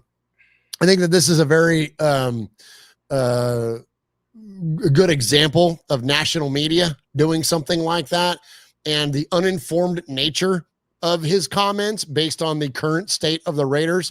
It reflected a level of ignorance by Colin Cowherd to where he's not plugged in the way that you and I are. He's not plugged in. There's not one person in this chat right now that is plugged in less than Colin Cowherd to what's going on when it comes to our football team. So when you choose to make broad sweeping statements, it bugs me. But then when you insult me for being a fan and you call me delusional and, I will accept a certain amount of, I didn't see any of that quote. Am I missing something? I didn't see any of that. Oh, yeah. About delusional fans. Oh, yeah. He called the entire Raider Nation delusional. And while I will accept a certain level of delusion, the way that I would explain it is that we are so desperate for our team to be good that we find things that are positive and we cling to them and we celebrate them in a way to hopefully foster success for this franchise and then in return us as fans. And so I don't think that's delusion. I think that's faith, and that's want, and that's desire, and that's like for good things. We're a fan. Our show is called Raiders Fan Radio because we're fans of this football team. So and when I see good things, I'm gonna amplify good things. So that's not being delusional. That's being perfectly self-aware around what my lot is. Well, that doesn't make me delusional, Colin. And so shut your ass up. Like, you don't know what you're talking about. And when you're speaking on things that you don't know about, then it makes you look like an idiot. And then the ultimate, I think, thing that he did was that he was evaluating coaches in the AFC West. And when it came to evaluating Antonio Pierce, he wasn't critical of his time in the job. He wasn't critical of maybe he talked about the bankruptcy. He talked about his finances. And so you made a personal attack, a sports take. And that's some bullshit punk ass things to do and say. And I just have zero respect for it, man. I've got, here's what, and ultimately where something else I learned as well. And I'm glad that this happened because I learned something as well. My and your audience is minute compared to what someone like Colin Cowherd is. We have hundreds or maybe thousands of people listening to us. We don't have hundreds of thousands of people listening to us like he does. But yet every time I approach this microphone, and while I don't take myself too seriously, and I know you don't either, we just take our fandom seriously, and we can be irreverent at times and silly and all that. The idea that you don't have enough responsibility and a level of arrogance to go onto a microphone and spew shit at the audience that has faith in you or is a fan of yours, I think is completely that level of arrogance and behavior. I can't wrap my brain around that. I can't do that math. Like it doesn't make sense to me because I love our fans. I know we don't even have fans. I just say our listeners because I'm a fan. I'm a fan. You're a fan. They're fans. We all fans together. I'm a dude. He's a dude. That's a Nickelodeon Good Booger reference. Wouldn't you like to be a pepper too? But anyways, the point being though, is that we're all fans in this thing. And so I would never want to say anything that I think would alienate or disparage or take advantage of someone that's choosing to put me in their headphones or in their car or wherever else that you're listening or watching this show on your TV or whatever. I would never do that. And so for me, for somebody that's a nobody and that's in the smallest of freaking realms when it comes to media, for me to have that awareness, and for someone like Colin who has hundreds of thousands or even millions of people in his audience to not have that awareness, sorry, zero respect. And this is, I brought it up last week on our show. I'm glad you brought it up this week on Mondays with Mikey and Murf, and I'm glad to address it here. But I am no longer going to, my influence means nothing, but I'm not playing his comments on our show anymore. I ain't talking about him on our show anymore. And it's not just him. It's people like that. Done. I'm done with it. It fires me up in a negative way emotionally. So I don't want to give it any energy. And it's just bullshit. It's unfounded caca. Like it doesn't, it's nothing true about it. It's not funny. It's just like, it's useless content. I can agree with you. Again, the bankruptcy as a fan and not really a news commentator, I talked about the bankruptcy and I gave my opinion. And a lot of Raider Nation was heated that I did that. They're like, don't talk about his personal life. And I'm like, come on, man. I'm a Raider fan. I want to talk about it. I'm worried it might cause concern. They might take his house, his cars during the season, for publicity. But that's not what we're talking about. You're right. Colin Cowherd, that was a shitty move for him. But I didn't read the delusional quote, so my apologies on that. But here's the quote that I read talking about the carnival and why I actually think he said a correct statement. Not about the Antonio Pierce, about the delusional fans, but about the carnival. Here's the clip or the statement that I took a picture of the other day. He said, and I don't know what happened before or after, my apologies. A lot of good employees, meaning the Raiders, you got a lot of good employees, but you couldn't do your best work as an employee because the management was a revolving door full of clowns. There's only so much you can do. That's the Raiders. The Raiders are that carnival that shows up and hosts it in your high school parking lot. I agree with that statement. I mean, it is us. Again, the fan statement besides the Antonio Pierce, I don't know. Is he wrong? I don't think he's wrong with that statement that I just read. Here's the issue that I have with it is that it's low-hanging fruit. And when you have a team that's been unsuccessful in their win-loss column, which is not our case, really, if you look at the since Antonio Pierce has taken over this football team. So that is not true. It's not a carnival. But if you took like the history of the Raiders since we talked about that Super Bowl loss, yeah, there's been some carnival ass shit. When you look at Jamarcus Russell and you look at a lot of you look at Lane Kiffin marching freaking Sebastian Janikowski out for a 76-yard field goal. You look at the whole shit. You look at Hugh Jackson, trading for Carson Palmer and calling it the greatest trade in NFL history. Like, so there are truths to that statement. My problem with it, and the reason I took offense to it, is that that's not what we are now. That this isn't Lane Kiffin. This isn't even stupid fatty or Josh McDaniels. This isn't. This is not that. This isn't Art Shell 2.0. That's not what we're talking about here. We don't know yet. I mean, it could happen. God dang right we know, Mikey. No, I disagree. We do know. This team is led by a man that led the team to a winning record to close out, that restored pride in what it is to not only be a Raider on the field, but off the field. And for the first time in a very long time, the fans, the team, the front office, the coaching staff, everyone is on the same page. This thing is heading in a completely positive direction. So for Colin to make a comment like it's some goddamn carnival is a completely blind, inaccurate, ignorant ass fucking thing to say. It's not the truth. I think he was talking past tense. I think he was technically talking past tense. But that's not the spirit. The context of his conversation was not past tense, because he was talking about us being delusional. Because it's current. You're right. Because he was saying that, like, oh no, because they're this carnival and Raider fans are delusional, so they don't want to understand it or embrace it. Well, bullshit. I've understood plenty of times when we've been the carnival, but that's not what we are now. So don't make some fucking stupid statement like that, Colin Cowherd, and then not expect to get an adverse reaction from us Raider fans. That's what I'm trying to say, Mikey. Is that it's not about? I get it. Yeah, I get it, man. Like, we've been funky as hell at times in the past, but that's not what we are now. Him calling out Mark Davis, telling him he's broke and bullshit. God dang, he's one of the most wealthy freaking owners now in terms of percentage in the league, because he's not an oil tycoon or anything else. He's generated self-generating income through what he's done since he's been with the Raiders. And I know that, like, your owner being rich isn't a win on the field, so I understand and can separate those two things. But but the whole point of, like, oh, the Raiders are broke, like, that's such a dumb old ass, like, way in the past kind of thing to rely on. And that's what these guys in the national media do. They take old narratives and they just put it to the front so it gives them something to say. And then what do? They fire up us in the fan base and then get the clicks, get the freaking energy, get the reaction and all that shit. And that's what I'm saying. I'm done giving it that, Mikey. So it's like, when you start spewing shit, you start spewing nonsense.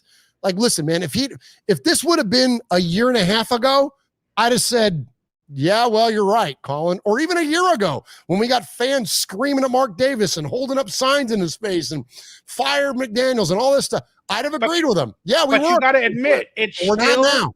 It's still a clown show, at least up to when Antonio Pierce took over, which is still semi-recent. Yeah, but that's not what the case is now. We had 9 weeks of football after Antonio Pierce took over. You're right. You're right. But it could happen again. And we, as Raider fans, have to. We've had to deal with that for the latter part of 20-something years. So, for the positive Raider people like you, I love what you're saying. You're completely correct. Like Tony Shepard is saying, get used to Success Nation. It's coming. But there's Raider fans that are jaded like me that I'm like, I kind of understood his statement. It's still kind of recent. Even though we think we're not that way right now, we can be, and I hope we're not. That's the thing, what man. I'm trying to say. Here's the thing. It's easy to be a critic. You can be a critic of a lot of different things in life. And guess what? You're going to be right most of the time, especially when it comes to sports takes. You want to talk shit about the 32 teams in the NFL? Well, guess what? 31 out of 32, you're going to be right, because only one team wins the Super Bowl at the end of the year, right? So there's only one team in the NFL, and that's the motherfucking Raiders. No, well, that's true. But what my point being, though, is that only one team wins the Super Bowl every year. Only one team walks off with that Lombardi trophy. And so you can be critical of a lot of things, and you're going to be proven right based on a certain point of view, even, right? There you go, Obi-Wan. But like the whole idea behind that sentiment is that it's not hard to pick low-hanging fruit. It's not hard to go, like, how many times as Raider fans, everybody in the chat room, do you hear somebody new that you meet and they go, oh, you're a Raider fan, huh? Oh, Raiders kind of suck, huh? Yeah, the Raiders suck. Easy. It's low-hanging fruit. It's stupid. Oh, you guys are villains. You guys are the bad guys. You guys are like, think about the low-hanging fruit that we get as commentary from Raider fans. It's frankly why I don't like to talk Raider football with a lot of people, like in the real life. And I don't mean this as like, I'm not talking about like at a tailgate or something like that or around a bunch of hardcore Raider fans, but I'm talking about in like the general public when you're in like the grocery store or whatever, I'm at work or whatever, and someone wants to bring up talking about the Raiders. I don't want to talk to them because they don't know what they're talking about, because they don't have a level of investment that I do, that our listeners do, that you do, Mikey. And that's the same thing that goes for Colin Cowherd. He doesn't have the level of investment. And it's not even just him. It's so many members of the national media. They don't know what they're talking about. So it's frustrating as hell to me. I can't listen to it anymore. We got to be done. Let's just end it with, hey, coward, you coward. F you, says Raider Nation. And that's a Murf quote. Amen. All right, everybody, on to another possible heated topic. Can I pee? Yeah, you know what? Go for it. I'll entertain the crowd for a minute or two. Entertain the crowd. I'll be right back. I'll entertain the crowd. Let me get me on screen. What's up, Raider Nation? It's your boy Mikey Raider. We're here tuning in to the hour and a half. Let me talk about some of your comments online, and while he's taking a man wish in the man room. Oh my God, sorry, my screen just went blank. See if I can get it back. He's a genius, smart businessman.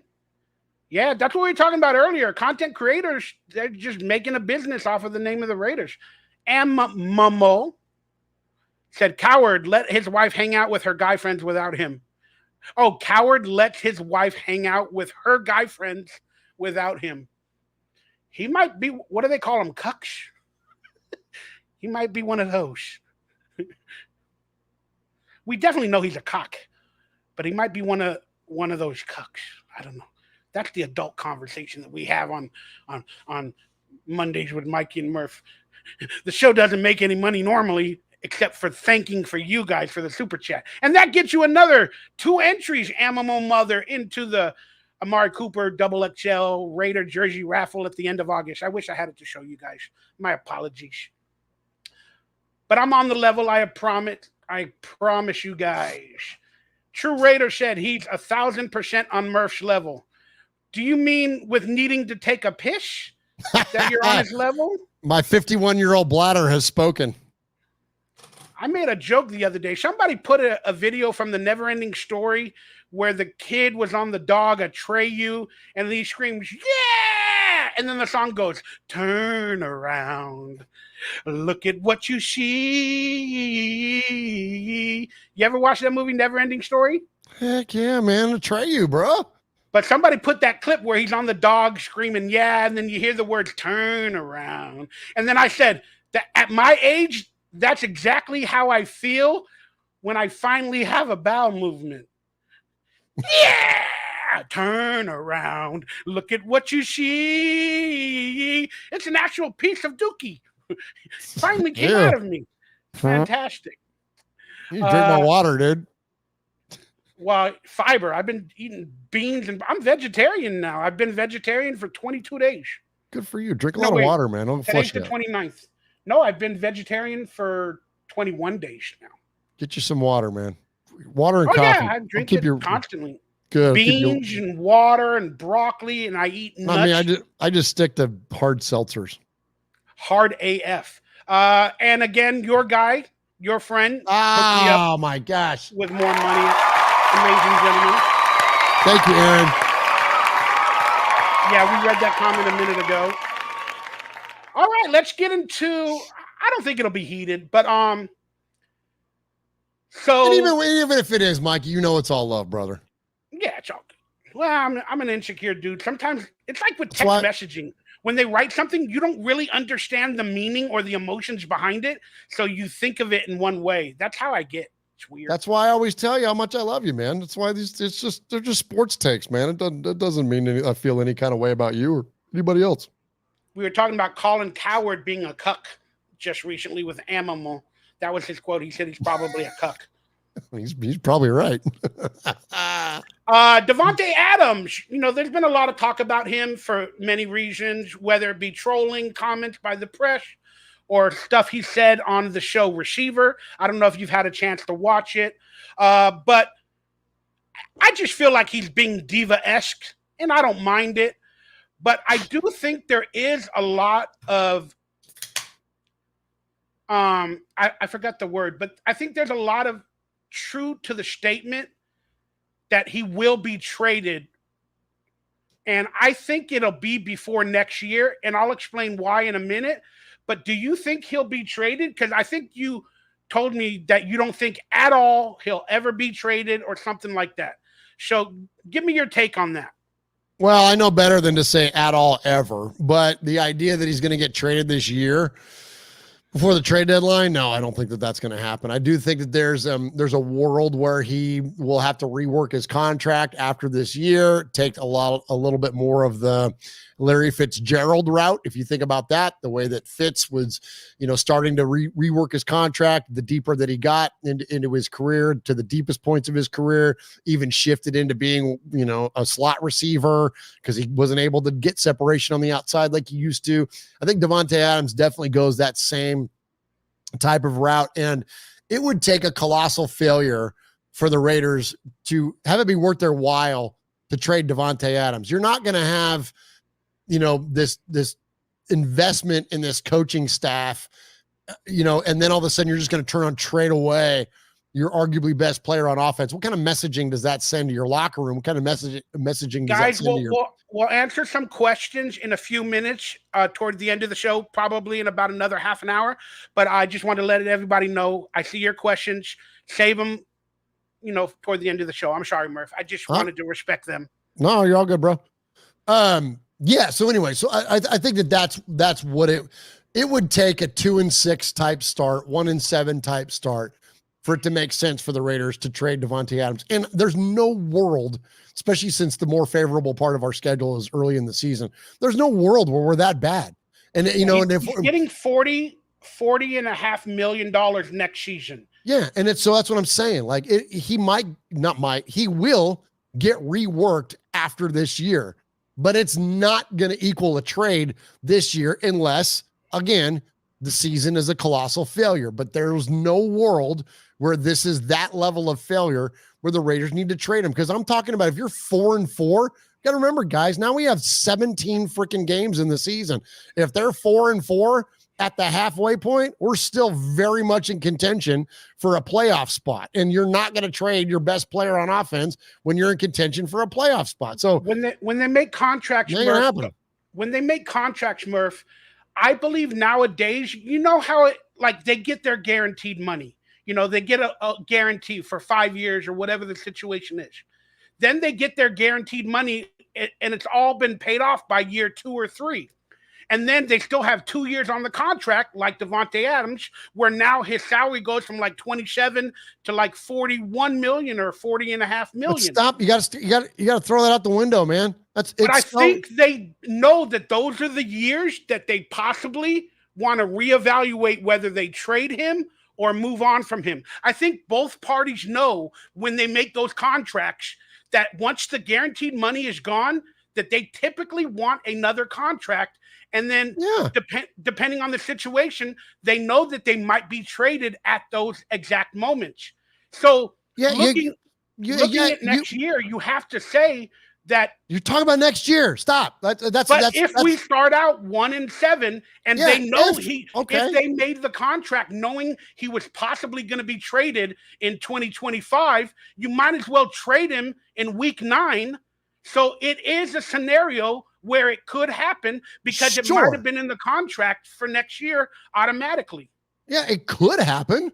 But shit, we could wake up tomorrow with 900 million subscribers to our channel too. I just think it's more likely than not. If we have a bad start to the season, I personally think it's more likely.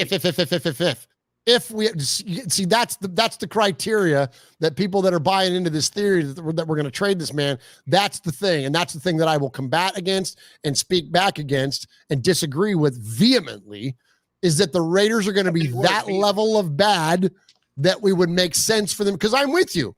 If we're that bad, then yeah, trade his ass and fire a whole bunch of people. Like I totally agree. But the idea that that's going to happen. And I also, as a fan of this team, will refuse and oppose that level of thinking, considering the optimism that we have gone into this offseason coming out of the end of last year.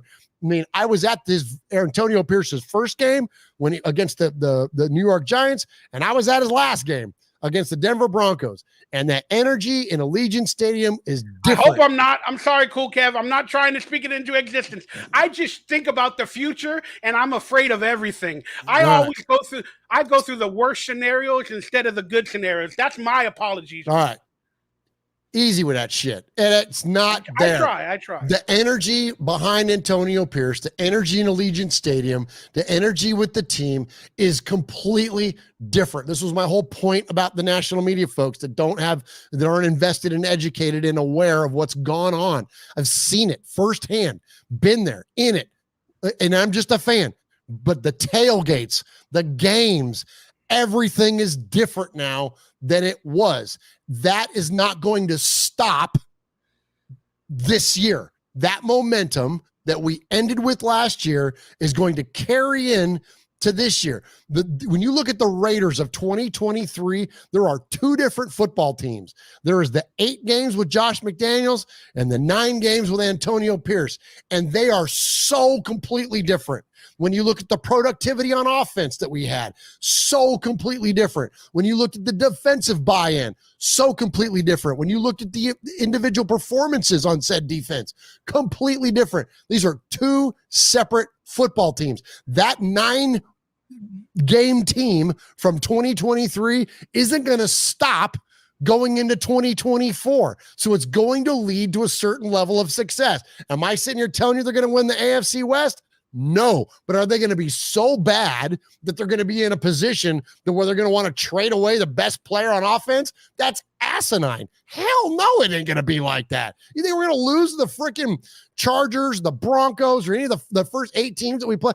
No. You think we're going to lose the goddamn Bo Nix? No. It's not going to happen. Aaron Rodgers talking, all that stuff and the trolling and, and Tony Shepard says, and Murf was at the Crab Fest for AP's second speech. Oh, 100% I was. His first speech was his freaking introductory press conference, and the second speech was the one I was there at when he spoke to the Bolitnikovs. And the entire room, this is a room full of Hall of Famers. You got guys, you got Super Bowl MVPs like Jim Plunkett and Fred Bolitnikoff and the great Lincoln Kennedy and all these amazing players and families and members of the most, talk about the inner circle of the Raiders, standing up and standing ovations for what Antonio Pierce had to say. I'm telling y'all, it's different. This shit is different. It's not that same carnival. This isn't the same failure the Raiders have been in the past, man. And you know what? And I will eat these words, bookmark this shit, screenshot it, freaking take pictures, do whatever the hell y'all want to do, and shove it back in my face freaking 2 months from now. Because I promise you that or 3 months from now, this damn football team is not going to be that bad to trade away Davante Adams. That man is going to finish this season in silver and black, hopefully with a positive record. Well, yeah, hopefully with a playoff appearance, hopefully with at least a playoff win, and then they're going to freaking restructure his contract next season. That's the way that this thing is going to play out. Book that shit. I love it, man. Murf taking it. Somebody take a clip of that and save it. Hopefully I'll remember it. Again, I agree with you everything for this season. And in a world where we start out 2-6 or whatever the case may be before the trade deadline, I mean, in my opinion, there is a percentage more so than not that he wants, another contract with another team. And again, that's if we'll leave it at that. But I still am standing pat that he's going to want some more guaranteed money next year. And they're definitely going to try to figure out a restructure. And if the Raiders feel like, he doesn't have it, or if he feels like we don't have a quarterback at that moment, I could see him and the Jets winning. I could see them trying to make that work. And again, that's just my philosophy. So I give a percentage of him being traded this year, probably 20%. Things always go wrong sometimes in my Raider view. You have a more positive view, and I love you for that. That's why I want to be your best friend. But for next year, I'm going to put that at like 70%, man. Depending on the quarterback situation and everything that happens. But I do believe he wants to be here, but other factors are going to play into his decision for next year, meaning our quarterback play, how we're performing on the field, and if we actually look like we got a shot at the playoffs for the next upcoming seasons. That's just my final thought on that. All right. Thank you guys for chiming in. And we'll get to some chat questions in about 5 minutes. So get your questions ready to ask Murf or me, and then we'll be getting out of here in about 15 minutes. Murf, you got 15 more minutes? Heck yeah, bro. Let's do it. Cool. Well, so I wanted to ask you, Murf, because you guys come up with some cool nicknames, and a lot of Raider players in the past have really cool nicknames. And we got a lot of young Raider players that typically don't have any nicknames. Have you thought about any young player or giving them a Raider nickname this early? No, I haven't, but I love the question because now you're going to get me to think about that as we go through. Yeah, chat room, chime in. Chat room, give us some of your Raider nicknames for these young players. I will say, though, that, the Raiders have such an amazing history of nicknames. Talk about Phil Villapianos, right? So we got Foo, you've got, Kick Him in the Head, Ted, you got the Man from Mars, you got Dr. Death, you got Assassin, you got Snake, you've got, Highway Rich the 63. Gannon. Right, you got Mr. Raider, you've got or Loose Gannon, they even called him, right? It was what Chris Berman called him. Like there are so many great. The history of nicknames throughout this team is amazing, and so I love that we're kind of getting back to that. We've got a Zeus, we've got a Condor, we've got a guard dog, right? Like we're building back some of that Raider mystique around some of the nicknames, but of the new guys, like. I think like to have a nickname, you got to be like a Raidery ass Raider, right? And so I think that someone that I would love, and I don't know what that name would be yet, but I think Jack Jones needs a good Raider nickname, man. Like that guy, like aside from Max Crosby, might be the most Raidery of Raiders that's currently Raidering. And so I really like Jack Jones a lot. He could use one. Divine Diablo, how does that guy not have a nickname yet with the amazing? I mean, of course, I guess his real name is just cool as shit. So it's like, I guess maybe he just doesn't need one. The Divine Raider. That would be right. You know what I mean? That's Or Bob Spillane. Like, how does that guy not get like with the whole? I call him Mickey Spillane. I know. I call him Mickey a lot too. When he first came with the team, I was calling him Mickey Spillane a lot too. But yeah, I think there's a lot of opportunity out there. Rock and Roll 89. Rock and Roll says True Raider. Oh, there you go. Well, we've been doing. Here we go. Can I play this? Can I play a soundbite? Here's what we've been doing. Now, for those of you that are WWE fans, you know that Paul Heyman is famous for introducing Brock Lesnar, right? And so here's what we play on Raiders Fan Radio. Like Brock for Brock, the conqueror himself, Brock. Brock. You want to see your husband fight Brock? You got it. It's on. You can't beat Brock. Best friend in the world, Brock. That's funny. I got 2 words for you. This one's the best, Mikey. Brock. Oh, he should have tripled it up. You got to triple that up. His last name is Bowers, so I love it. And then we got a player on the offensive line that's probably going to sit next to him on the offensive line when they're blocking. And we got Powers Johnson. So I want to call them the duo of Bauer Powers. Oh, nice. Nice. I like Bauer Power. That's a good one. Wilkins, that's right. Christian Wilkins, he typically is like a Power Ranger. He needs a good nickname. That's another guy, man. Talk about a ton of personality and very Raidery. He's a Power Ranger fan. Hopefully he's going to be a Super Raider. We know what his personality's like already. Yeah, he's a Power Ranger. He's a fan and stuff like that. Maybe he'll get a black and silver Power Ranger costume. There is a super fan that does a black and silver Power Ranger. Yeah. He's called the Power Raider. Yeah. Have you met him, the Power Ranger? I've never met him, but I've seen him all over. Yeah, all over social media. Oh, here we go for Jack the Ripper. I mean, for Jack Jones from Frankie, Unholy Raider, Jack the Ripper.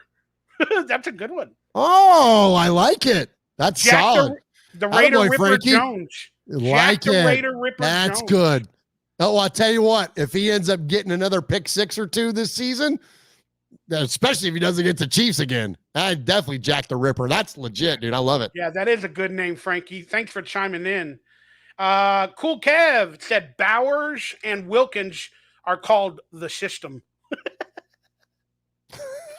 They'd be a tag team duo, Heck yeah, Cool Kev. I like it. On offense and defense, but they are the System. That's pretty cool. Jack the Reaper Jones is coming in from Abel. Preach Murf, preach. He is the preacher man. Today,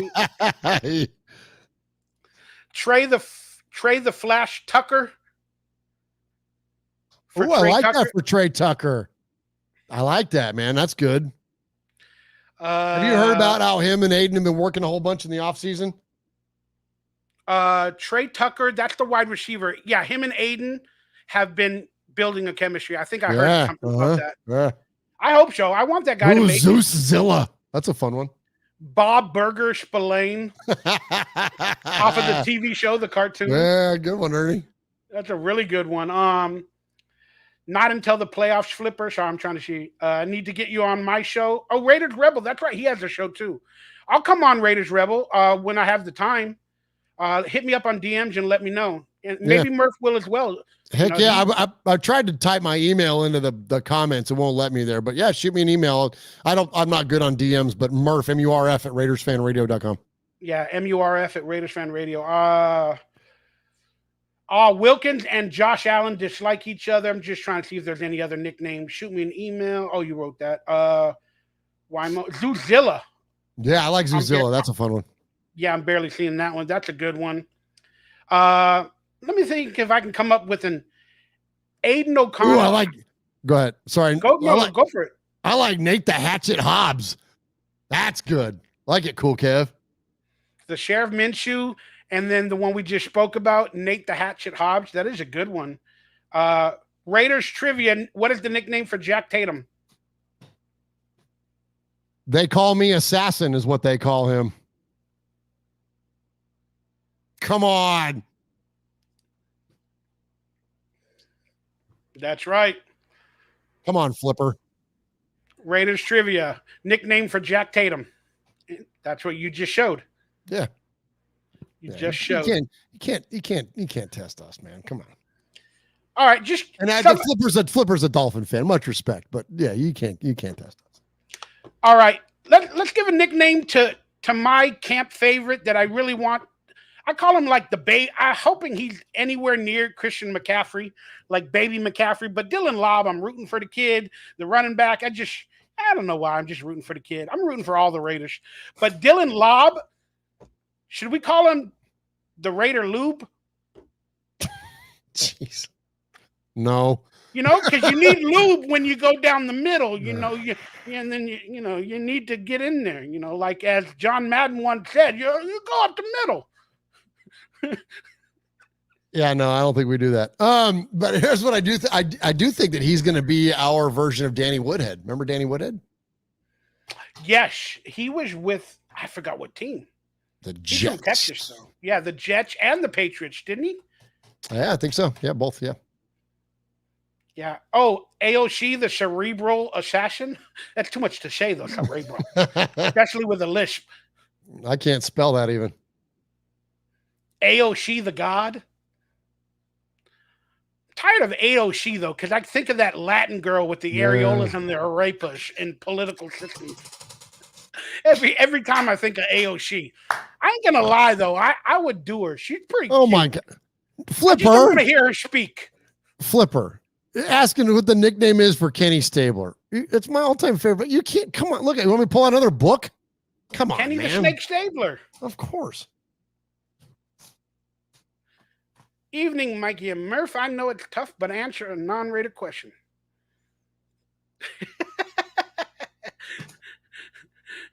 Murf's bringing out the look, books. There's another one. Come on, there man. it is. Snake. He knows it. He's just adding content. He's just adding content. I'm getting hooked. I gotta not get hooked by the audience, Mike. Hey, we're having a good time. Well, not by the Dolphin fan, anyways. I need to not get hooked by the Dolphin fan.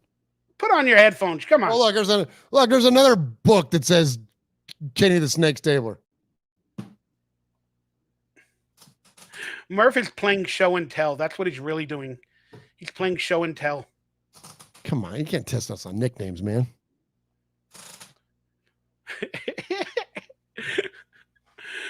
You're just playing show and tell, Murf, with all your cool Raider toys. And he's just adding I got plenty more where that came from. He knew the nickname. He's just adding content for us to talk about, and he wanted to see your cool toys and books about the Raiders. Pirate 1975 chiming in. What's up, brother? Evening, Mikey and Murf. I know it's tough, but answer a non-Raider fan. And as a non-Raider fan and as a football analyst. Ooh, I like it. Okay. Do the Raiders make the playoff this season? And F. Colin Cowturd, Kermit, I'm here in queer.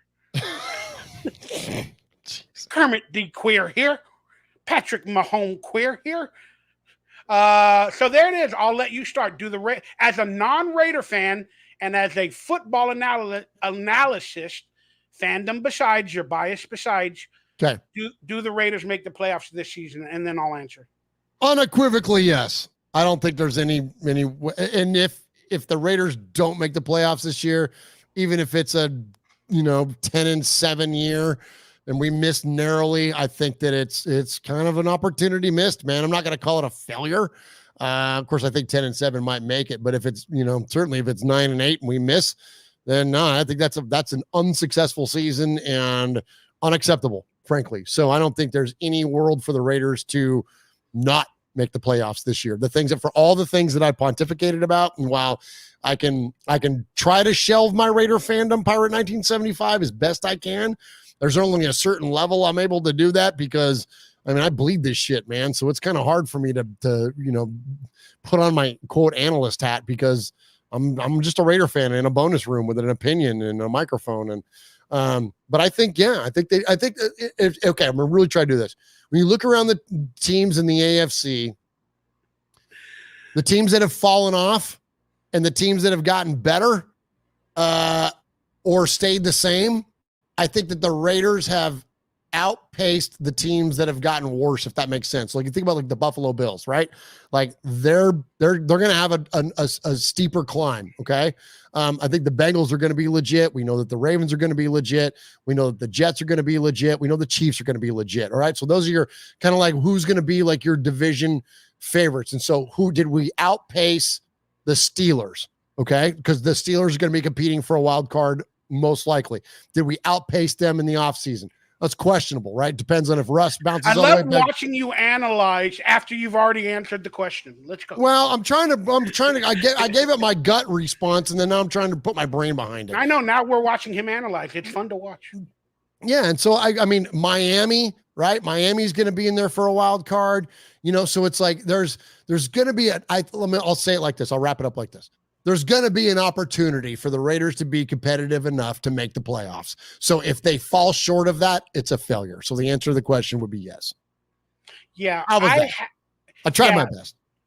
I'm going to get in trouble for this, but you know what? Mikey Raider ain't no shame for controversy. As a non-Raider fan, I just recently picked the Raiders and did a schedule prediction last week on Raiders Fan Radio. Check it out if you missed it in the video room or the video page or whatever. And I predicted the Raiders to go 10-7. And I was hoping that would at least get us a wild card. But that was from a fan perspective with a little bit of hope. And it's hard for Mikey Raider to find hope. We just spoke about it the entire show. But now, as a non-Raider fan, if you want me to put that hat on, I can't, but I will try. We have to look back at the history of the Raiders and how many games did we win last year? I think, what was it, 7? No, 8. It was 8. Sorry, my brain sometimes. 8, 9, and we finished 5-4 under Antonio Pierce. Yeah. Okay. So we're better than average. So looking at that history, have we improved with basically the same quarterback in a new system or a new quarterback in a new system? Have we improved 2 games to get to 10-7? Our defense is definitely going to win us some games this year. So I can specifically think that the Raiders defense will allow us to win a game or 2 more based off of that factual. But I'm going to give it 1 game that we win more on defense instead of 2, even though it could be 2. So now by this math from last season being 8 and whatever the number is, and 5-4 under Antonio Pierce, I'm giving 1 extra victory because our defense is going to be much better. It might be 2. Our offense is in a new system with basically a new young quarterback, but without a little bit of the drama. Can I give the offense to win 1 extra game? I can't do that. Not yet. So I'm going to say that the defense is capable of winning us 2 extra games. And the offense will continue on that pace of 8 games. So adding 2 games that the defense wins per our swag and under Patrick Graham, I think the Raiders, and I stick to my statement, I think the Raiders, whoever they beat, they end up 10-7. And I hope that's good enough for a wild card, and I think it will be. So yes, I believe the Raiders make the playoffs and we win at least 10 games. Attaboy, Mikey. That was actually my non-Raider perspective. Trying to do the math in my head. Nice, dude. Let me know your guys' thoughts down below. Let me represent Paul Mizik. Forgive me. Paul Mazik Folif. Great Raiders talk, always full of knowledge. Thanks. What nickname would you give Tom Flores as a Raider? Stay flesh. Stay flesh. Stay flesh. Hey, Speaking of areolas. Well, Mikey on that flesh thought. He's the Iceman. Flesh light. I need to buy one of those. Those look cool. Oh, jeez. Easy with that shit. It's the Iceman. Tom Flores is the Iceman. Is that his actual nickname? That's his nickname, yeah, the Iceman. I did not know that. But so I would have to give him a nickname because I didn't know that was his nickname. What nickname would you give Tom Flores as a Raider? Tom the Dom. Raider. Dom. Flores. Pat. Dom or Don? No, Tom the Dom, meaning like the dominant coach or something like that. Or like the man, like the mafia, like the made men. The Don. That's a Don. D-O-N. Oh, a Don. I thought that was a Don Juan. I thought that was like a lover. Like Don Corleone. No, it means the there boss. You go. The Don, Tom the Don Flores. That's actually pretty legit, man. I kind of like it, but he's the Iceman. Did I accidentally give him a sexual term of a dominant? Yeah, I don't know. Meaning doms and submissive? I think a Dom is short for Dominic. That's all I think about. Yeah, but I think about the guy in Entourage, Dom. I keep getting told by girls, "Are you a Dom? Are you a Dom?" What the hell are you talking about? I'm a submissive. I'm like, I got to look into that. Yeah, you're a power bottom at worst, Mikey. I don't know that reference. I don't even know if I want to know that reference. You don't. All right, let me get a couple of questions from the actual chat. Let me just see if there's any real quickly.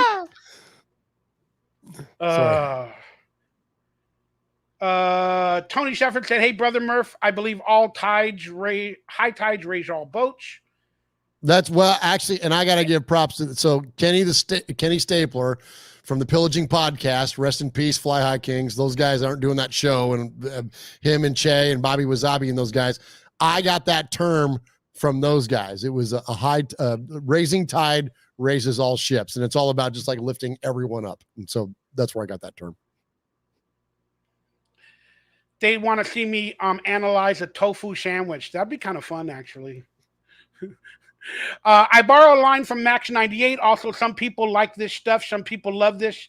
I live for this stuff. Who was the starting quarterback for the Raiders? I'll quickly answer that one. Again, I'm rooting for them both, and I don't care either way, but I lean toward the Minshew Raider mania that might ensue, as we spoke about earlier. Murph, what is your take on that quick question? On what? Well, we talked about that a lot earlier, right? About who's going to be the starter. Just give a quick answer. Okay, well, it's a flipper again. Yeah, I think it's, if all things said, it's going to be Minshew. That's what I ultimately, but early phases, I think it's AOC's job to lose. Gotcha. Brock the Glock is another nickname that just came in. Oh, that's Brock cool. The Glock. Like that. Representing Frankie with a $2 doney. Always supporting. Thank you so much. We're going to see my baby in there, Vibrator. Oh, that's your baby's name? That's my wife, Valerie. Hey, baby.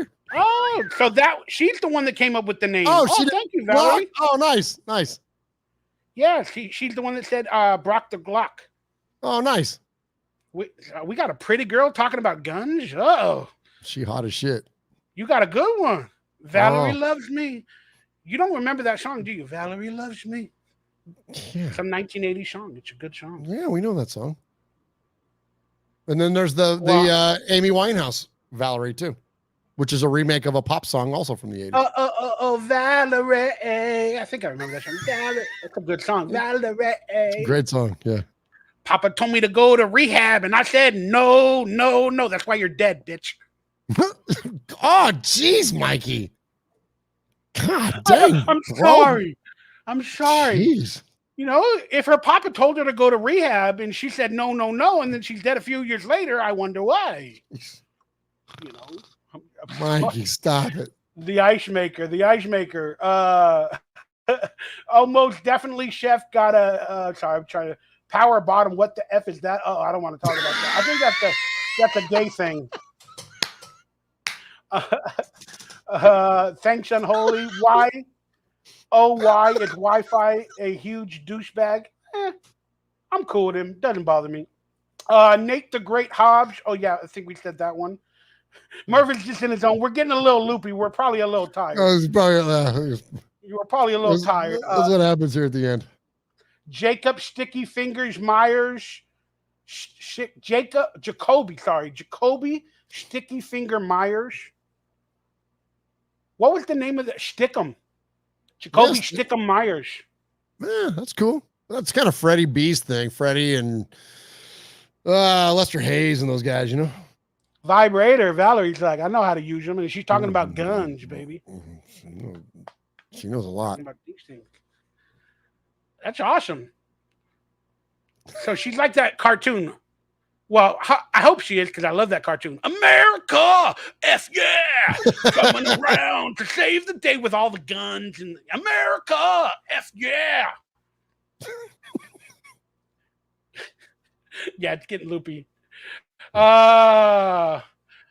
We'll just end it here in a minute or so. Well, you just didn't say it, Murph. I've seen you on 4 different up-and-coming content creators. Well, you don't just say it, Murph. I've seen you on 4 shows of 4 or 5 different up-and-coming content creators. That's right. Murph does do some stuff for a lot of people, and he really ingratiates himself with the nation. And that's another thing that I used to be able to do, but nowadays I haven't been able to do it. Money Myers. Ooh, that's a good name. Oh, I like Money Myers. Yeah, that's fun. Do you think Myers is on the team next year? The tight end? Of course he is. He just got drafted last year, being his 3rd year of his contract. Yeah, they get like 3 or 4 years initially. They get 4 with the opportunity to extend him for a 5th. Yeah. And I saw a quote where Michael Gallup retired, and somebody said, "Oh, once a Raider, always a Raider." I started. Yeah, that was me. That was me. Oh, was it? I was like, yeah. That was sarcastic, right? Oh, of course. Yeah. Okay. Because I was like, you know better than to take me seriously, Mikey. I was laughing at that. I was like, he never got on the field. But did he make some money off of the Raiders just No. signing the contract? Mm-mm. You don't think he got like 30,000 guaranteed just to sign? No, the way that I or something? I don't think so. The way that I understand the way contracts work, and the way that like it's explained to me from like our buddy Will, right? Like Will Compton, the way he explained it, and the one that, again, another one of the reasons why these veterans don't like to go to training camp is that you don't start getting paid until later in the year. You don't start getting paid until you start getting game checks and things. So, you get training camp money, but it's not lucrative. It's like very minimal what these guys get paid when you're a veteran, like a Michael Gallup. So, I mean, he didn't make anything because he never set foot on a field. Got to touch the grass at least. I was just concerned when I heard that. I mean, I wanted to see him as a Raider to see if he could resurrect anything post his injuries. And I like the name, the Galloping Raider. It sounded kind of cool to me, like the Galloping Raider. But then once he retired right before training camp started, it seemed a little convenient. And maybe he knew he was going to retire, a month earlier, or when he signed the contract. And I just had the thought that maybe he tried to get like an extra 20 grand or something like that somehow. Yeah. I want to acknowledge all eyes on G there. Great call out there. Michael Mayer was a second rounder, which we know. So he's only got 4 years with a no 5th-year option. Great call out there. I'm mistaken. There you go. Yeah, but you can remember when they drafted Brock Bowers, a lot of us were like, wow, we just drafted Michael Myers. Yeah, I was one of them. Yeah. We're going to do 12 personnel, and Luke Getsy, he did pretty good with the tight ends in Chicago. I mean, he made some 3rd rounders or 4th rounders or into decent tight ends in Chicago. So I'm looking forward to watching that. I think it's going to be our version of Gronk and Hernandez. I'm down with that. Do you think Brock Bowers could be the rookie of the year, offensive rookie of the year? I know it'll go to a quarterback possibly. Yeah, that's the thing is there was 800 quarterbacks drafted in the first round, so likely it's going to be a Jaden Daniels or Caleb Williams or whatever. But when you look at the history of offensive rookies of the year, I mean, like Saquon's won it. Like there's been a lot of, the non-quarterbacks that have won in that position. So unless there's one of those quarterbacks that really makes it definitive and jumps out, he certainly can be, man, because he's going to get all the touches, man. Afakashi, what's up, my good guy? We'll end it with one more thing. You copping the Bowers jersey, Mikey? I ain't got money for shit. I can't even afford arepas and areolas nowadays. I'm just happy and blessed to have a roof and being able somehow to pay my bills on a monthly basis. Some areolas and, what are you going to do? What's better than that? Raiders Rebel chiming in saying, I think it's going to be a better version of Gronk and Hernandez. Just my opinion. I agree, Rebel. And B. Al. Hey, B. Al. Great name, B. Al. Paid with Raiders shirt. I don't know what that means. Appreciate B. Al. That's a Raiders fan radio regular. Ooh, that's a lot of R's. All right, everybody.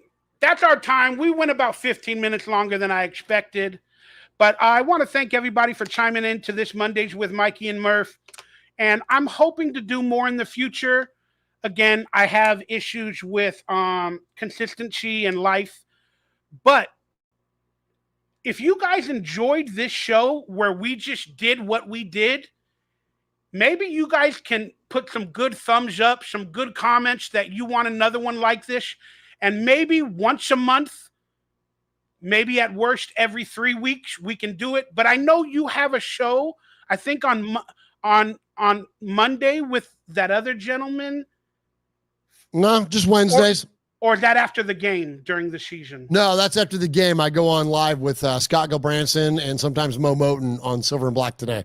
But that's post game though. Well, so if it's ever a Monday night game, then yeah, I would go on with them. But you and I used to do Mondays with Mikey and Murf leading up to Monday Night Football. So to Monday Night Football, yeah, and I still love Monday Night Football. But maybe we can figure that out. But please, if you liked it and if you enjoyed the format, I know I didn't have all the graphics, the bells and whistles. Murf chimed in with some audio effects, and I thank you for that. But if you guys had a good time, let me know that you want another one. And, maybe my body will be inspired to do another one in a couple of weeks or however it works. So thank you for your time here. Murf, you want to say goodbye to everybody? Let them know where they can find you? Yeah, thank you to the chat room, man. You guys are awesome. Love the great interaction tonight, and I love you, Mikey, man, and appreciate you being willing to jump on. And whether we do it every month or every quarter or once a year, man, I don't care, man. It's always fun to jump on these microphones and talk some football with my good buddy Mikey Raider. And yeah, I wish you nothing but the best, Mikey, and with the channel and the resurgence of it, and stick to what you do best, man, which is just being you, and get back to that old school freaking Mikey Raider theme, man. We all love it and miss it. And yeah, thanks, chat room. You can find me. Best place is on the X, as the kids call it, which is @_Murf. And just hit a follow there, and you can find everything Raiders Fan Radio and One Nation Foundation. And I want to appreciate All Eyes on G in there with the link to not only Raiders Fan Radio on YouTube, but also the One Nation Foundation. That's the nonprofit that we have, where all the money we raise with Raiders Fan Radio goes to Raiders-related charities through our nonprofit, through the foundation. And so thank you for shouting that out, All Eyes on G, and thank you to everybody that supports us. And that we can't do without you, man. It's like we like to say, we're just three. We're knuckleheads in a bonus room. The generosity of Raider Nation. Yeah, check them out every Wednesday, I believe. I forget the time. It's 4:00 my time. Yep, 4 Pacific, 7 p.m. Eastern. And check them out. They got Swag Jeff. They got Michelle. They got Uncle Rico. No, I forget all the names. We have a Rico and we have an Uncle Mosh. We have all those people. You got amazing stuff. So that being said. And I want to apologize, Murf. I'm not always able to donate to the charity. So if you ever need my time. You're good, brother. Just, hey, this is all we ask for.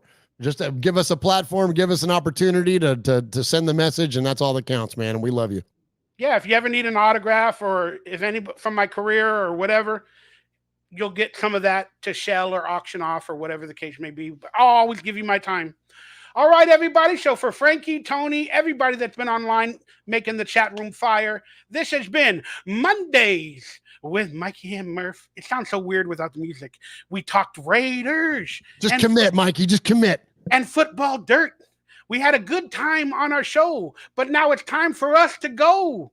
Thank you for tuning in to Mondays with Mikey and Murf, and I'll see you guys Friday night on the next Raider Football Talk. Stay happy, stay healthy, stay blessed, stay Raider.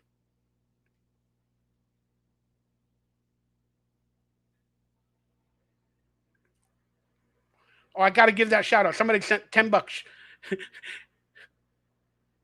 Thank you. God bless you. That's my cousin, Sonny. Thank you, Sonny. Sonny, thank you so much. Thank you, Sonny. God bless you, brother.